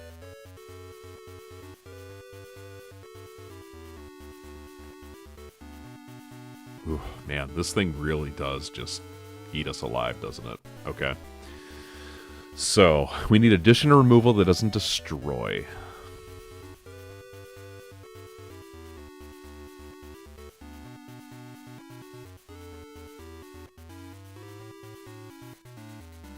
Here we go.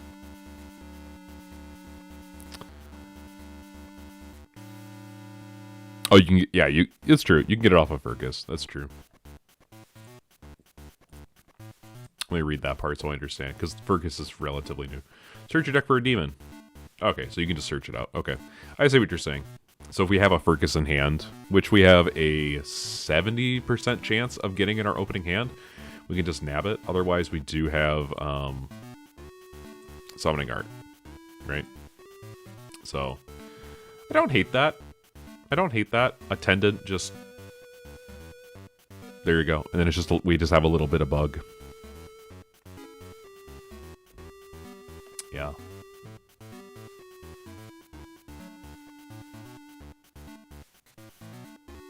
Mm-hmm. Yeah, I don't hate that. Oh, let's see.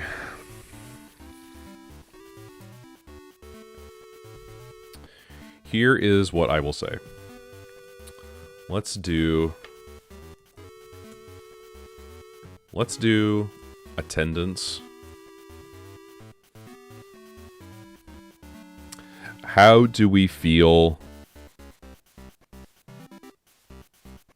Oh, unfavorable exchange here. This is what we're talking about. This is the card that you need to worry about. This is a problem, right? Just returning it to the hand. That's real. That's a problem. Does your opponent choose Attendant of Asmodeus? Yeah, your opponent chooses the addition. So they can't just say, alright, I'll just put this back in my hand. Oh, hey, look, it's Yo-Yo Wise deck. Look at that. Look at that. Oh. I feel like he's been thinking about this. Okay. Let's think about this from a different perspective. Okay? The sub-ruler is really good for us. The sub-ruler is really good for us. Okay? If we say, hey, you have that card, you have unfavorable exchange, and I don't have a sub-ruler anymore, okay. I accept this. I accept that you are turning my stuff off. That's fine. What if instead I just pivot into playing the Abdul side? Because if you want to look at it this way, this is kind of what I'm wondering, and you can let me know if I'm just totally off base here. But this is just more gravy for flipping Alice. Right? So what if instead, if they want to play, like, they can play this card and it does give them like a draw engine, like that's real, right? Completely understand. I'm trying to get an still trying to wrap my head around this card. If they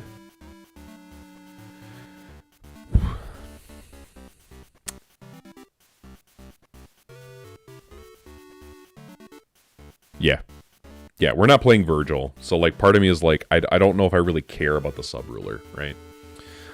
We can also do things in such a way that we're, if they do put that back in their hand, we can just, like, force them to, like, if they really want it on the field, okay, well, Fergus is going to try and take it out of your hand, or we could just play something like Suya, which is a little bit more flexible, and we do have the room, right? I promise I'm not trying to make this like a fully darkness deck, right? I'm trying really hard. At what point does this just become something else? But like, part of me is wondering, like, do I just play Suya, force them to put stuff back in their hands, right? Because you can pay a blue to return exchange back to your hand, right? Which means now I have my sub-ruler back, and all it cost me was playing a card. I'm still targeting you, so if you have anything else on the field, you still have to banish.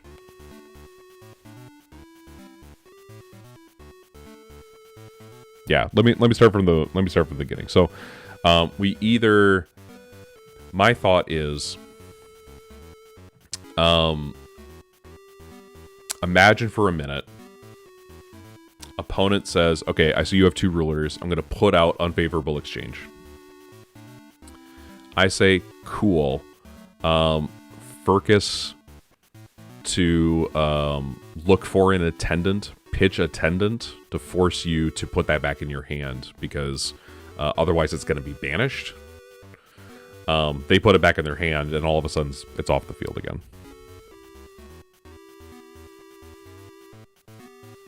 Yeah, Alice in the demonic world. Yes, exactly. Alice in Demon Land. There we go. Alice in Demon Land. We got it. That's the title of the deck.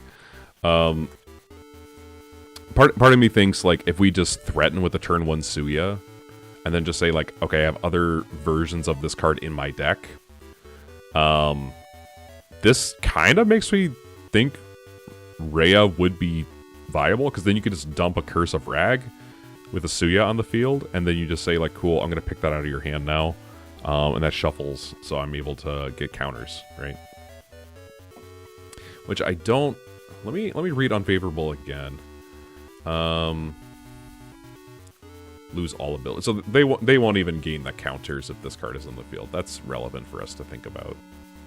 Okay.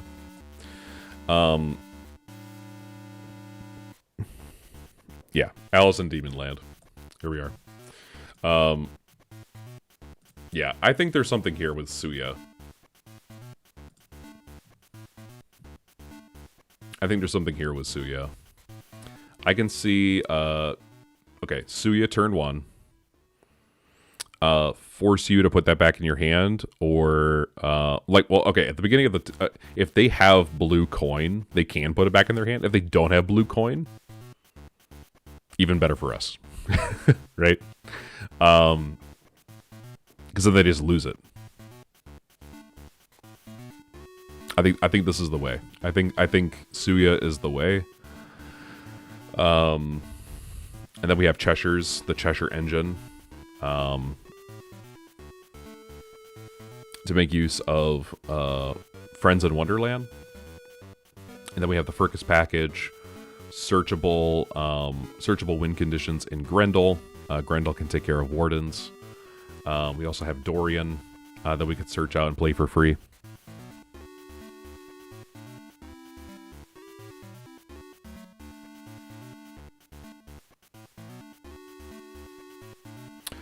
I think that would be an option. Life of Nerd. So, okay. So you're saying, can I Furcus? So this will cost me 3 will. Okay. This will cost me 3 will. Okay. So I would put a card in your hand this way. Put a card from your hand on top of the owner's deck. Okay. So I reveal Furcus to grab Attendant, play Furcus, hold priority. So I've paid 2 will in so far. Play another green. So for 3 will, try and get it off. That seems like that means we're at turn 3, and that seems like a long time to wait. I feel like I just feel like a more elegant solution is to mulligan for Suya and just say, spend your will coin, please.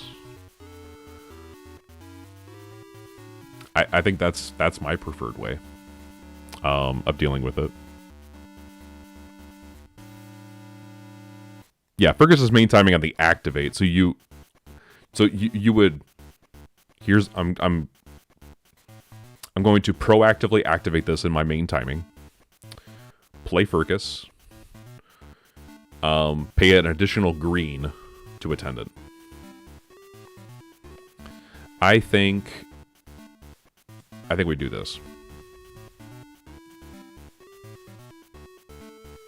Right? Searchable addition banishing is really good. It gets around Aegis. I think that's really good. I don't hate that idea. If we don't see Suya, but we're still worried about it, we have Asmodeus in the sideboard. Yeah. I think Suya is the way. That gives us 2 additional main board outs. We don't necessarily need Vacuous in that scenario. But Vacuous is so good.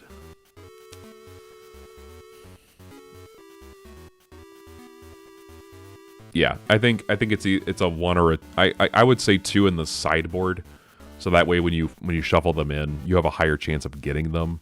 Because if you don't see a Furcus, you still have a chance to see them in your opening hand.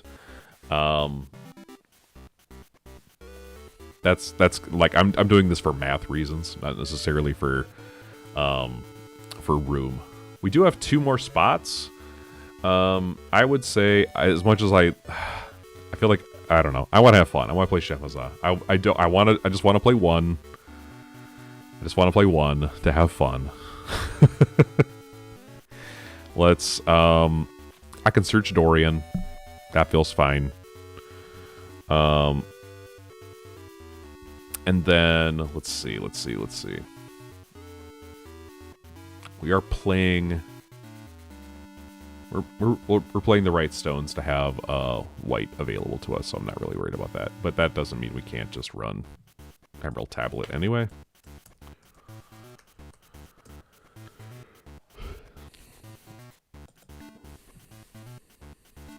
Alright, that is 6 light sources.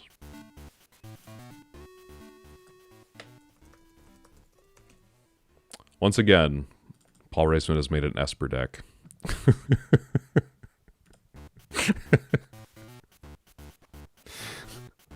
Who would have guessed? Another Esper deck.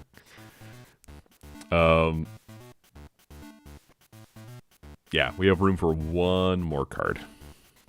One more fun card. Let's see if we can find... how about we just do...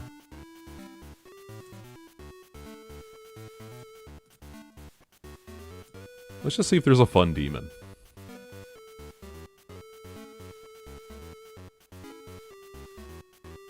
Is there a fun demon we can run, guys? Just one. Just get a Muramasa. There we go. Got it. We figured it out.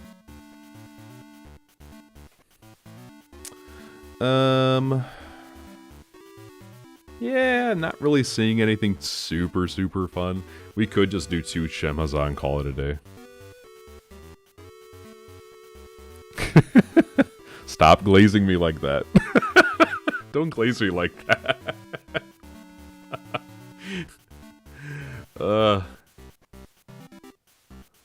Gosh. I also will say we have absolutely no draw power in this deck outside of Hindered Magic Duel. Well, you know, that honestly might be fine. Is Adam Brawley a demon? Adam Brawley is not a demon. That'd be very funny, but it's not. Gosh. That's hilarious though. I really wish it were a demon. That'd be super fun. That being said, we do need black turn 1, so back YouTube updated. Welcome back. Let's see.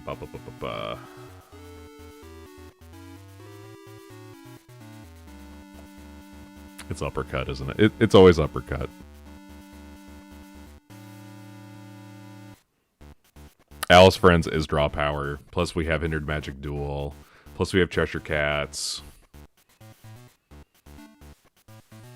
And we have Friends. So I think we're fine.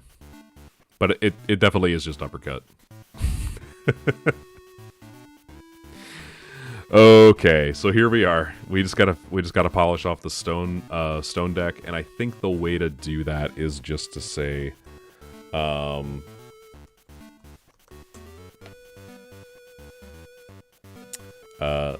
we know it's Dark Depth, right?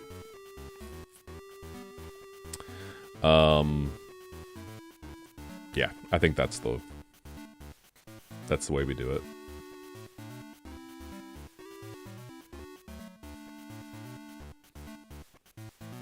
That's true. We could continue to expand the side deck though, but I kind of want to see like you know, could we get another deck in last before the stream, you know, before the stream ends tonight. Yeah. How folks doing? Do we want to do one more deck, or should we call it a night, because this is technically when the ruler school office hours would end? I'm kind of having fun. Never built this kind of deck before, so I have no idea what I'm doing.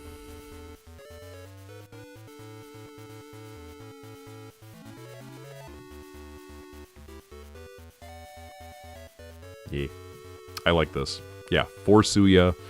2 Cheshire Cat, 3 Big Chesh, 4 Furcus, a Shemhazah, 3 Summoning Art. Then we have 3 Grendel. That seems like a diverse enough. More! Okay. I might change the Sona list up a little bit more, just so we, feel comfortable with the Grendel stuff. But, with him getting discounted, I'm not even sure I care, right? Like, if he gets discounted, I'm not even sure if I care. So, we have 3 Grendel, 2 Dorian, 4 Mirror for defense, 3 Zacky's new plan, which, by the way, will shuffle the deck. We'll shuffle the deck, because it goes back in. Why do I have a crown next to your name? Because you're commenting so much, man. You're commenting so much. Hindered Magic Duel for additional support. We also have 4 High-Speed Uppercut, because in Esper, I think you just do. 2 Vacuous, because he's the best card ever printed. And then 2 Zero's Light Lightning, just to round out things and help us feel good about that. So I think this deck is very fun. Thanks you all for doing that. Let's go again. All right, you are the number. Yeah, you are the number 2 person with the most experience. So, good job. Spinning once again. Last deck of the night is going to be from. We're spinning again. We're not doing Groomquilster. New Valhalla. Okay. And I know exactly what I want to build, because I've already started building it. Welcome to Rune Loki got a new tool. Soul Consuming Spiral is here. This card is crazy to me. I absolutely adore this card. Here, my stream is a little bit behind y'all's, so there we go. Yeah, Soul Consuming Spiral. This card, I love it. I absolutely love this card. You can run this with Garmheld. I did not realize. Hold on. Let me double check something, because Jeremy said we could do this. Oh, he was thinking of something else. Oh, Lich. Hold on. Not this guy. Sorry. This guy. Oh, you can run it with him. Oh, that's so funny. Okay, so this card doesn't just reference Garmheld, the thing that works with Loki, or Loki's Garmheld. It also references Garmheld, the Undead Regent. That's funny. So this card is actually like really, really good. So you also have Order Loki, you have this Loki, and you have Lich Garmheld that can run this card.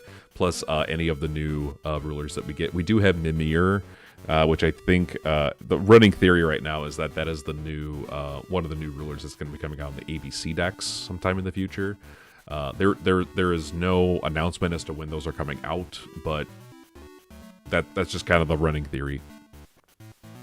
So, Soul Consuming Spiral. Let's take a look at this beautiful new card that we get from ATD. So first of all, how you get it into the grave is Inheritance. For 1 black, put the top 5 cards of your deck into the graveyard. It has Remnant if you have Loki, which we do. And we're not using the other art.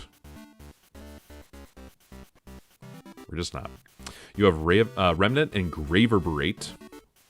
When you play this card, copy it X times, where X is the number of cards that were put from all non-removed areas into the graveyard this turn. They really, yeah, it is all-nighter. That card is very fun. Each player loses 200 life, and you gain 200 life, and until end of turn, you cannot play another copy of this spell. So, pretty, honestly, frankly, very simple effect. Right? Very simple effect. Not very complicated. With Loki, though, And with runes, we do in fact get access to harvesting season. Yes, exactly. So harvesting season, dump 10, play this card, and then all of a sudden we're off to the races. And then of course you get perfect Loki. You want 4 in this particular deck because when you do, you get access to Neo Ragnarok, which allows you to flood the field with giants. We love giants, and we're just getting even more support, right? Giants are kind of everywhere. So I'm gonna fill out the giants with you all. I would like to fill out the giant.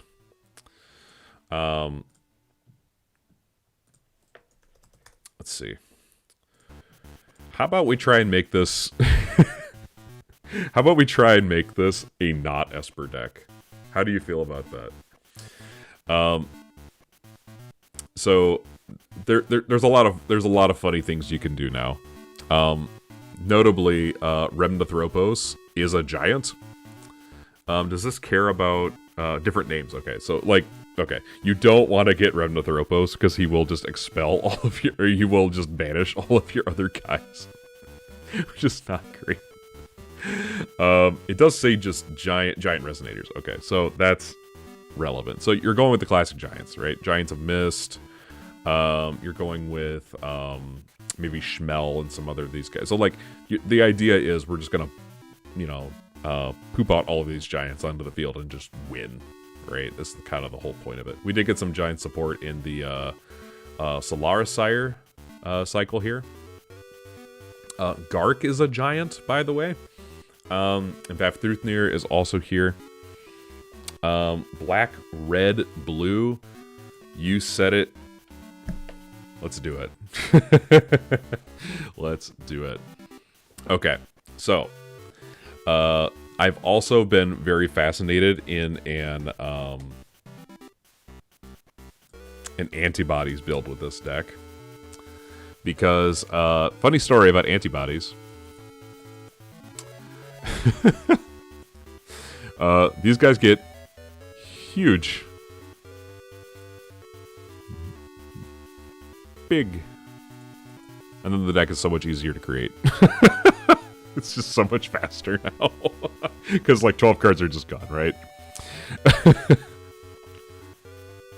There's the new skeleton you can play from Grave. Are you talking about, you're talking about Doubt, yeah? I think Doubt is definitely a contender for this. I actually think, you know what? Now we play Rhea. And the reason we play Rhea is because you can dump Spiral and just have it engrave. That's very helpful. Because then you can just, harvesting season, make this happen, right? Perfect Loki is here as well. That's going to help with the soul-consuming Spiral. I think, let's see, did we do the red skeleton? Oh, you're talking about Fumaroles. This guy. Ooh. That's fun. That's fun. Okay. When you play Pledge Trail, Bloodlust, whenever this card attacks, produce red. Non-resonator spells or activate abilities of book entities. The fact that you just get to do it is pretty fun. I don't hate that. Right? I don't hate that.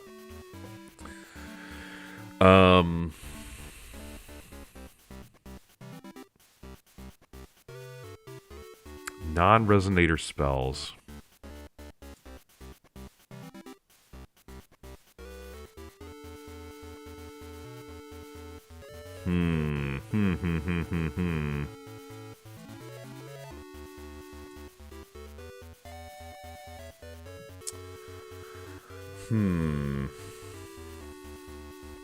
How do we...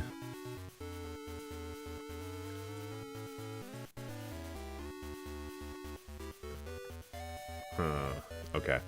So what I'm cooking on is, how do I use this red mana? Right? Because this to me seems like we get to replay it, it gets to be fast, and then I get red mana. So Where am I using that?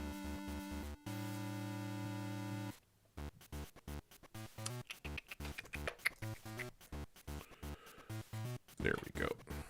All right. Confrontation. I'll bite. I'll bite. I don't hate it. I don't hate it. I don't hate it. I don't hate it. Okay. Okay. I see what you're cooking. I like it. I like it. Let's put it in the rune deck.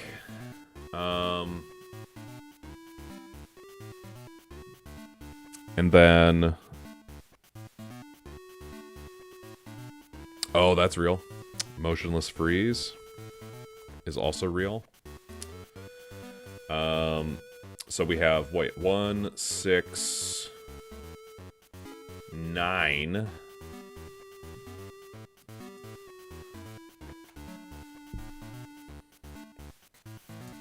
Let's look at, by the way, I have a runes section as well, all the way down here. Ta-da! Let's see. We do have access to a fun little card called Power of Immortality for 1 divinity. Because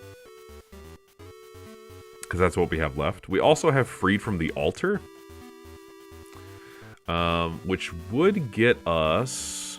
Let's see. It would get us Mikage Rhea if we didn't see it. It also would get us an Antibodies. It also would get us Perfect Loki.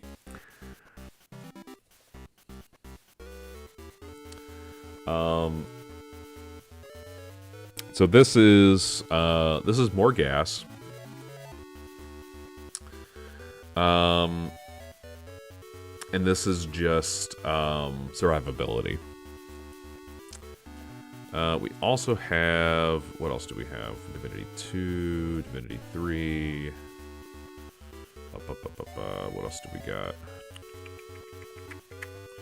I'm not feeling Monster Fight. Doesn't feel good enough here. We also have the, like, very basic things like Sand Awakening. You know, that can... for an aggressive deck, this might make some sense as well. I would say it's between...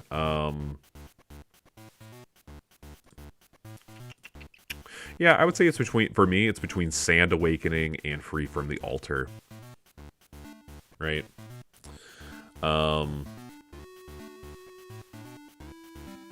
That's where I'm at. That's where I'm at.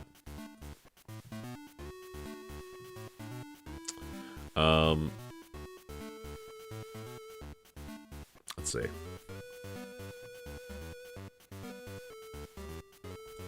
Here. We'll just put that in here. Freed. Rune. And then we'll Sand Awakening. And of course, remind me. Right? Desperate Pact is something. Let's look at Desperate Pact.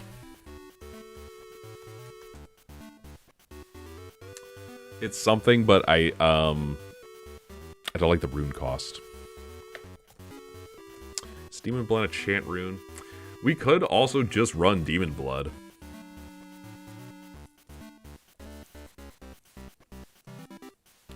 Okay, here's the real question. Right? Do we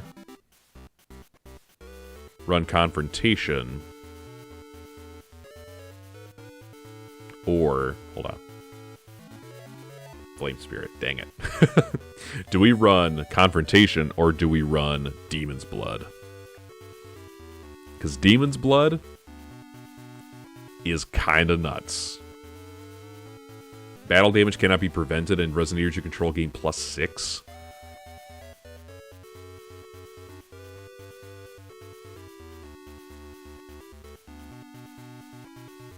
Oh yeah, you're right. Yeah, we lose the divinity because it leaves the deck. That's true.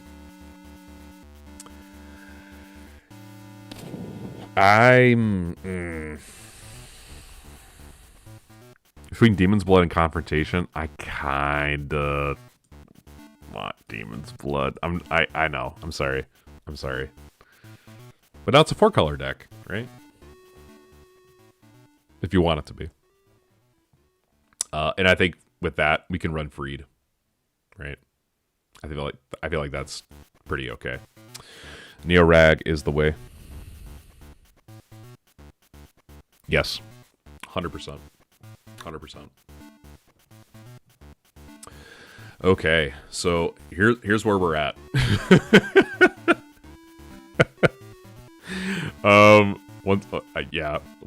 Once again we are at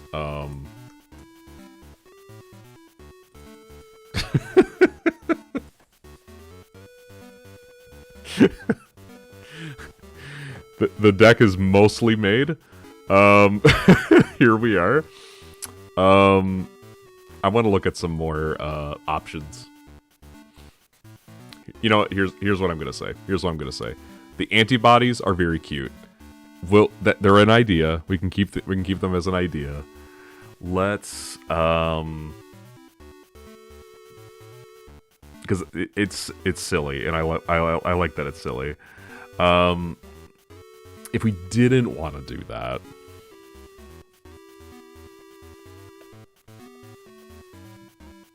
we do have things such as let's see. Do have Castle of Beatrice still? That's an option. Does Protector Graveyard, which is relevant for Doubt. So I kind of want to do that.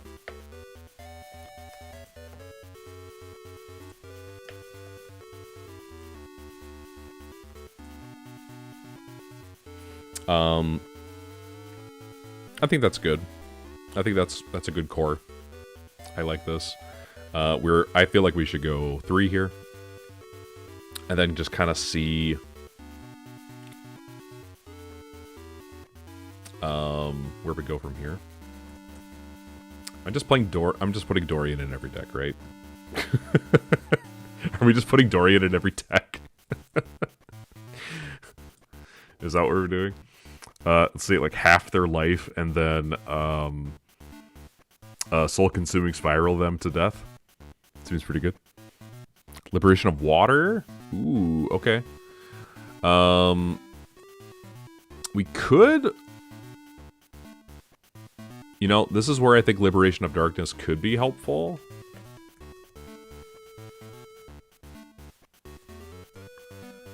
Because, let's see. No, I can't do that. Okay. Dang it. It has to be for a Darkness one. Yeah, speeding up Judgment would be really good for this deck. So I don't hate that.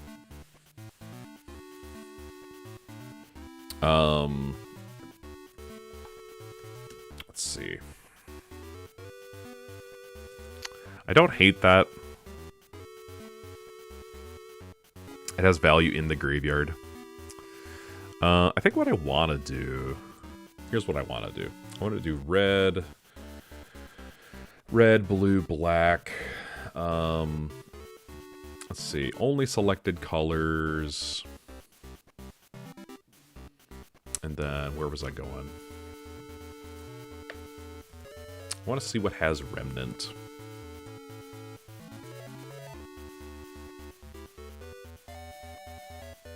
Okay. Thoth would be very, very interesting. Thoth would work with Skeleton, but it wouldn't bring back anything else, unfortunately. Let's see.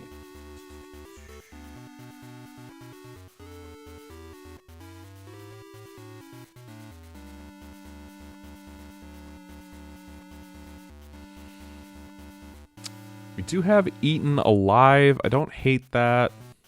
I don't hate Soul Eating Curse.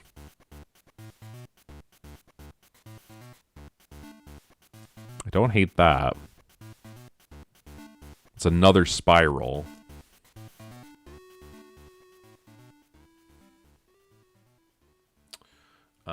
Oh yeah, we also have Muse. That's pretty good. Of course, we do have the classic. But I want to see what red stuff we've got, right? Like I want to see because I personally I want more red in this deck. It feels like there should be more red, right? Not seeing a lot of red in there, but we can always look at our staples. How's that? Dodgy. Ooh. Ooh. That's pretty good. Dodgy's pretty good. I don't hate Dodgy.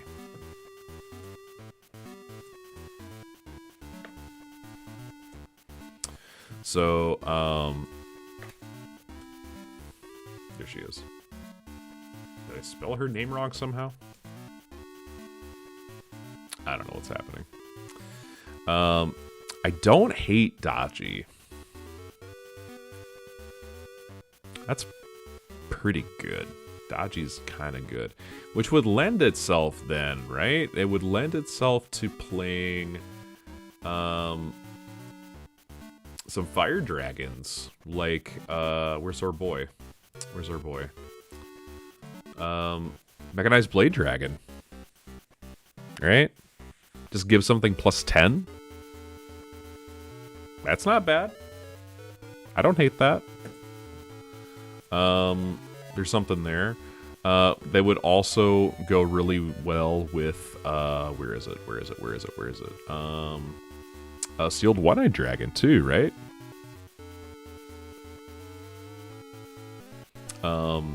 We can give it Precision Bane and Belligerence by paying red and black. That's not bad. It's more life loss.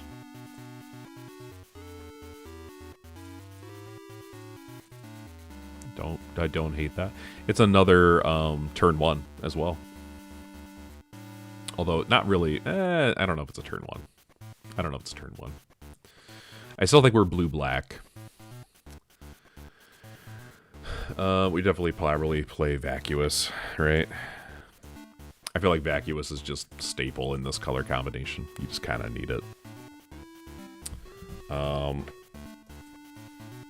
Do we play mirrors? Probably.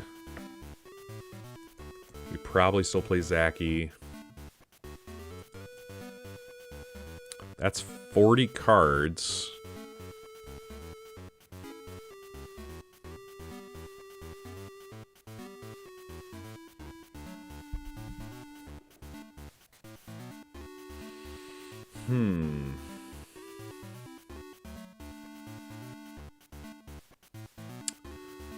I don't know. This is seeming all right. I don't hate this. Why are we playing Vengeful Skeletons if we are not playing antibodies is my main question. Because I want to be able to go antibody, antibody, Vengeful Spirits, swing, antibody, right? Like that's what I want to be able to do, right?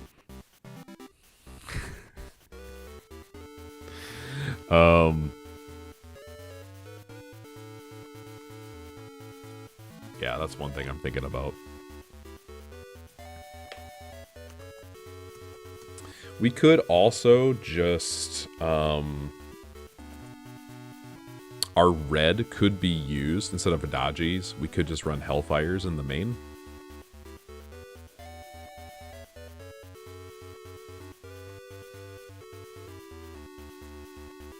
Motionless Freeze. Yeah, Motionless Freeze does turn it on.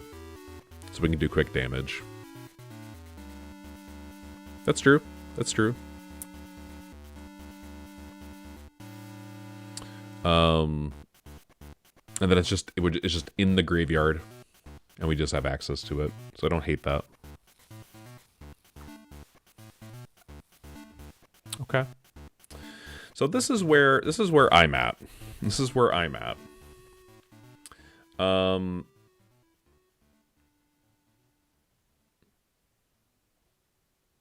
I'm wondering if we don't drop Rhea down 1.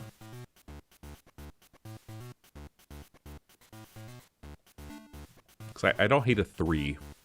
That's not too bad, especially since we're dumping with other cards, right? That's not too bad. I don't hate that.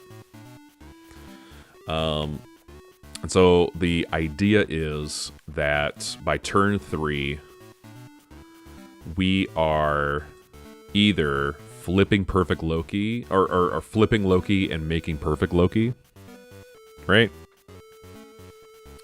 And then flooding with Neo Ragnarok the following turn, right? I think that's the way. So and then turn 4, we just Neo Ragnarok. It's over. The other option is just to say, hey, thought-consuming spiral on turn 3 after we dump 10 cards and just drain you 20 life. Seems pretty good. We also just keep on pressure with Vengeful Skeletons. We can make Doubt. We also have ways of just removing your stuff. Oh, here we're gonna put that there because that's a. I consider Vacuous kind of like an additional thing, not necessarily something that's aiding toward the win condition. Castle of Beatrice gives us some longevity. Dorian is another potential, not win condition necessarily, but just like, hey, we have a 1-drop, we're going to drop it in. We do have Motionless Freeze to turn on Vengeful Skeletons for quick damage.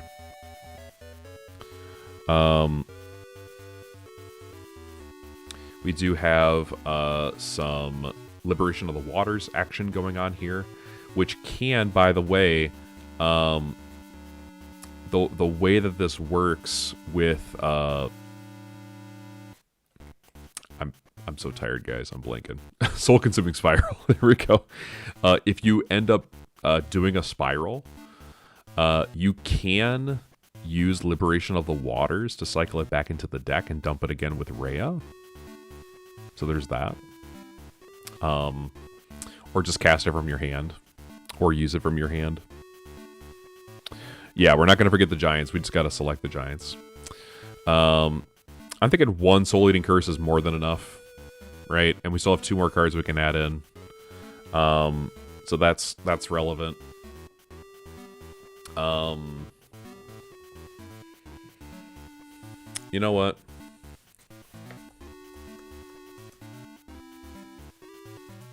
There you go, buddy. There you go. We did it. There you go. We did it.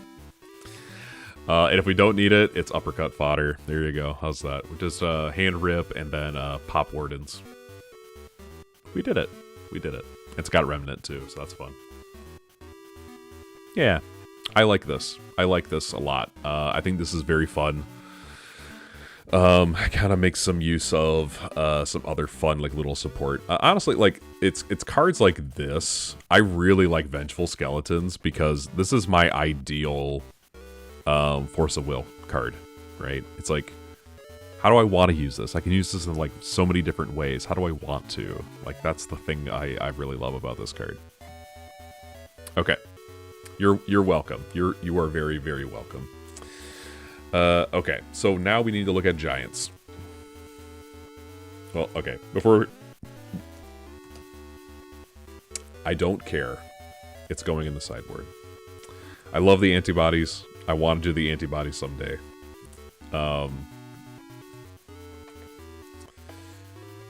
Alright, so we are going into races. Giants. There we go. Alright, here we go. Why did that not work? Because she was not a giant. Okay. So, I think we do all the obvious ones. All the obvious ones.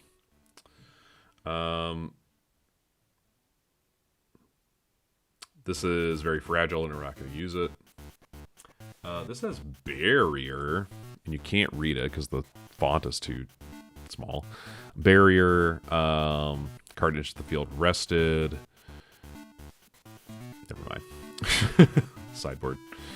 Schmel, and then I think that's all of the giants that I want. Or you know what? We could play Kurat, because he does have, he also has Blood Trail.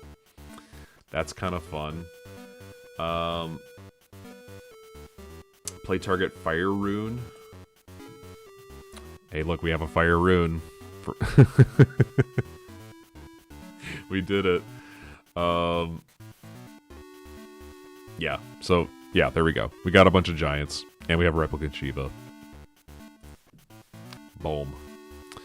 Magic Stones are going to be... I'm making the executive decision, because I'm draining a whole bunch of life.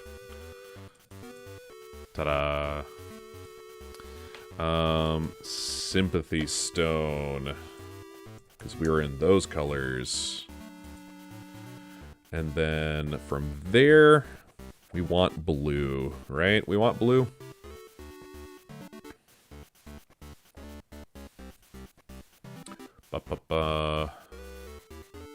Yeah, so we have blue. We have 6 blue stones, 6 blue sources, lots of red sources, lots of darkness sources. And so I think what I'm gonna do, turn 1, we want turn 1 to be Rhea, Dorian, so darkness. I think we do dark depth.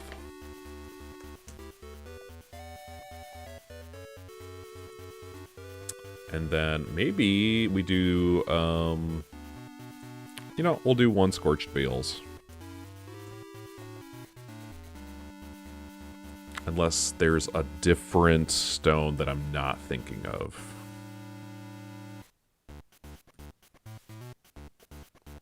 I think that's our deck, guys. I think that's our deck. Whew, brother.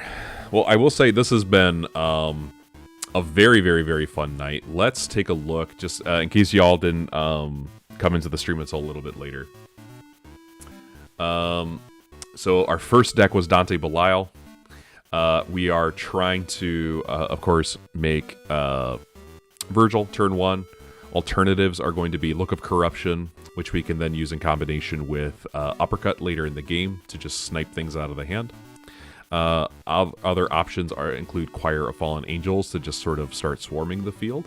Of course, we have Prideful Rule, probably one of the best cards released in this set, alongside Belial.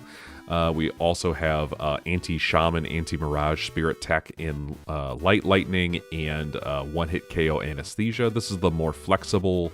well, honestly, they're both pretty flexible, but they serve different functions, but they all 4 act like in Blood instead of Scorched Bales. That's a good point. I'll change that when we get back there. We're playing a couple of Hue because this is a token generator, and he has Precision, First Strike, and Barrier. We also have Castle of Belial for all of the nostalgic reasons. Then we have a way of resetting our life should we need that to happen. And then we have all of our defensive spells in the form of blue. Magic Stone deck is going to include Satan's Stone, Emerald Tablet, and 4 Heaven's Rift with a couple of Orpheus in the sideboard. Because we noted that he can actually reset his own God's Art, which is pretty necessary for the Belial deck, so Orpheus is actually pretty necessary. We're playing the Stan, of course, and a Shiva, because we do have access to enough green-red sources that, you know, it's enough. Accursed Eye Shards for removal, the additional Light Lightning, 3 Angels of False Glory, 3 End of the Undefeated Legend, which does work with Orpheus. Very helpful. Resets you to 2,000 life, drains your opponent down to 2,000 life, and it draws you 3 cards, which is really nice. And we play two Vacuous on the sideboard because it's vacuous. Yeah, so if you missed, these are some of the other ideas we had down at the bottom. We thought about VIP seats, but we thought the drain might hurt us a little bit more than we were hoping it would. And so, yeah. Also, by the way, we are also playing Return of Judgment, declaring Belial to be our starting ruler so we can flip Dante. The new ruling is that you can pop things with a ruler that is not your starting ruler. I'm declaring Belial. Dante is not my starting ruler. Yeah. Alice in Demonland is a bunch of demons with Alice in Wonderland because we didn't want to do Dracula. It just made too much sense. So we wanted to do something different. We wanted to out unfavorable exchange of wealth, so we are playing Suya turn 1. We are also playing the Cheshire Cat engine, so that we can shuffle and get a bunch of Tea Party counters on Alice's Friend in Wonderland. And then from there, we're just playing a ton of demons. Furcus, Demon of Prophecy, is going to let us steal things from the opponent, which is super, super funny. We also have one Shemhazah for the giggles. We have the Summoning Art of Alhazred, which will allow us to get any kind of demon out of the deck, including Grendel. So if you are getting all of the discounts on him, plus the double discount from Summoning of Alhazred, he's going to be great. And then we're playing a couple of Dorian, because you can search them out too, by just revealing Furcus. Our defensive spells are going to include Mirror, Zacky's New Plan, and of course the Hindered Magic Duel, Uppercut, a couple of Vacuous in the main board, and Light Lightning. Yeah, I know. Gag me, right? It's another Esper deck. I promise we changed it. We're playing 4 Pure Heart Stones, a Gruz Ballesta Stone that we can search off of it, 2 Fragment of Emerald Tablet, and 3 Dark Depth, with a couple of Attendants in the side in case we want to get rid of other things. And then last but not least, we have our Rune Loki deck, which we are going to adjust. So we have Ruby of Lichen Blood. Not Lycanthropy. Come on, man. Come on, Mac OS. Haven't you seen Underworld, the movie from the 1990s into the early aughts? Come on. Lycanthropy. We're just lichens. Okay. Okay, it didn't take it away. Hold on. Get rid of that. Save. Alright, and so now we're looking at Rune Loki, which is base black, but we do have Judgment abilities for Loki, which we'll then we'll use for Perfect Loki, dump a whole bunch of cards. Some of those might be Soul-Consuming Spiral, which we will then use to drain the opponent, and because it has Graver Berate, you put a copy for every single time that this card, you put a copy of this for each card that was put into the graveyard. So if you put in 10, you're draining 20 and gaining 20, which is very, very, very fun. Plus, it also has its own discard function as well. We are playing Harvesting Season, so we can just mill 10, Graver Berate, copy, and drain you for 20. We have Demon's Blood, so that we can do a lot of aggressive shenanigans, which is really fun. Discard 2 cards, then draw 3, and if this spell is a copy, put the top 3 cards of your opponent's Magic Stone deck into the graveyard and produce. We're going to be choosing double red or red-green, so we can play Vengeful Skeleton of the Fumaroles a little bit easier from the graveyard. We wanted to play a lot of Skelly Boys, so we're playing Doubt alongside Araya to start dumping him as well. A couple of Dorian just for some additional pressure. 4 of the Soul-Consuming Spiral, 4 Perfect Loki, 2 Vacuous, 4 High-Speed Uppercut, a Castle of Beatrice to work with Rhea and buy back any of the things that get put into the graveyard, Liberation of Waters to recycle things like our Soul-Consuming Spirals that are getting RFG'd, putting back into the deck, plus makes Loki's Judgment cheaper, playing 1 Soul-Eating Curse. Yeah, we're not going to play that card anymore. Needless to say, we're not playing this card anymore. We are also playing a couple of Muse Staring At, because they do go into the graveyard, and they are just cancel tools for us to use. Our basic blue interaction, a couple of Hellfire, and then, of course, Confrontation for Varkuzal. This is going to be helpful for just having Remnant, etc. And then side deck is a bunch of Giants and Shiva. So, guys, thank you for coming by tonight. I'm just gonna, before anyone says anything, we're just gonna get rid of this. We did it. We're gonna another confrontation. Done. Did it. All right, guys. Thanks for joining me here on the deck building workshop. Hopefully, we can do another one of these sometime in the future. I don't know if we're gonna do these all of the time.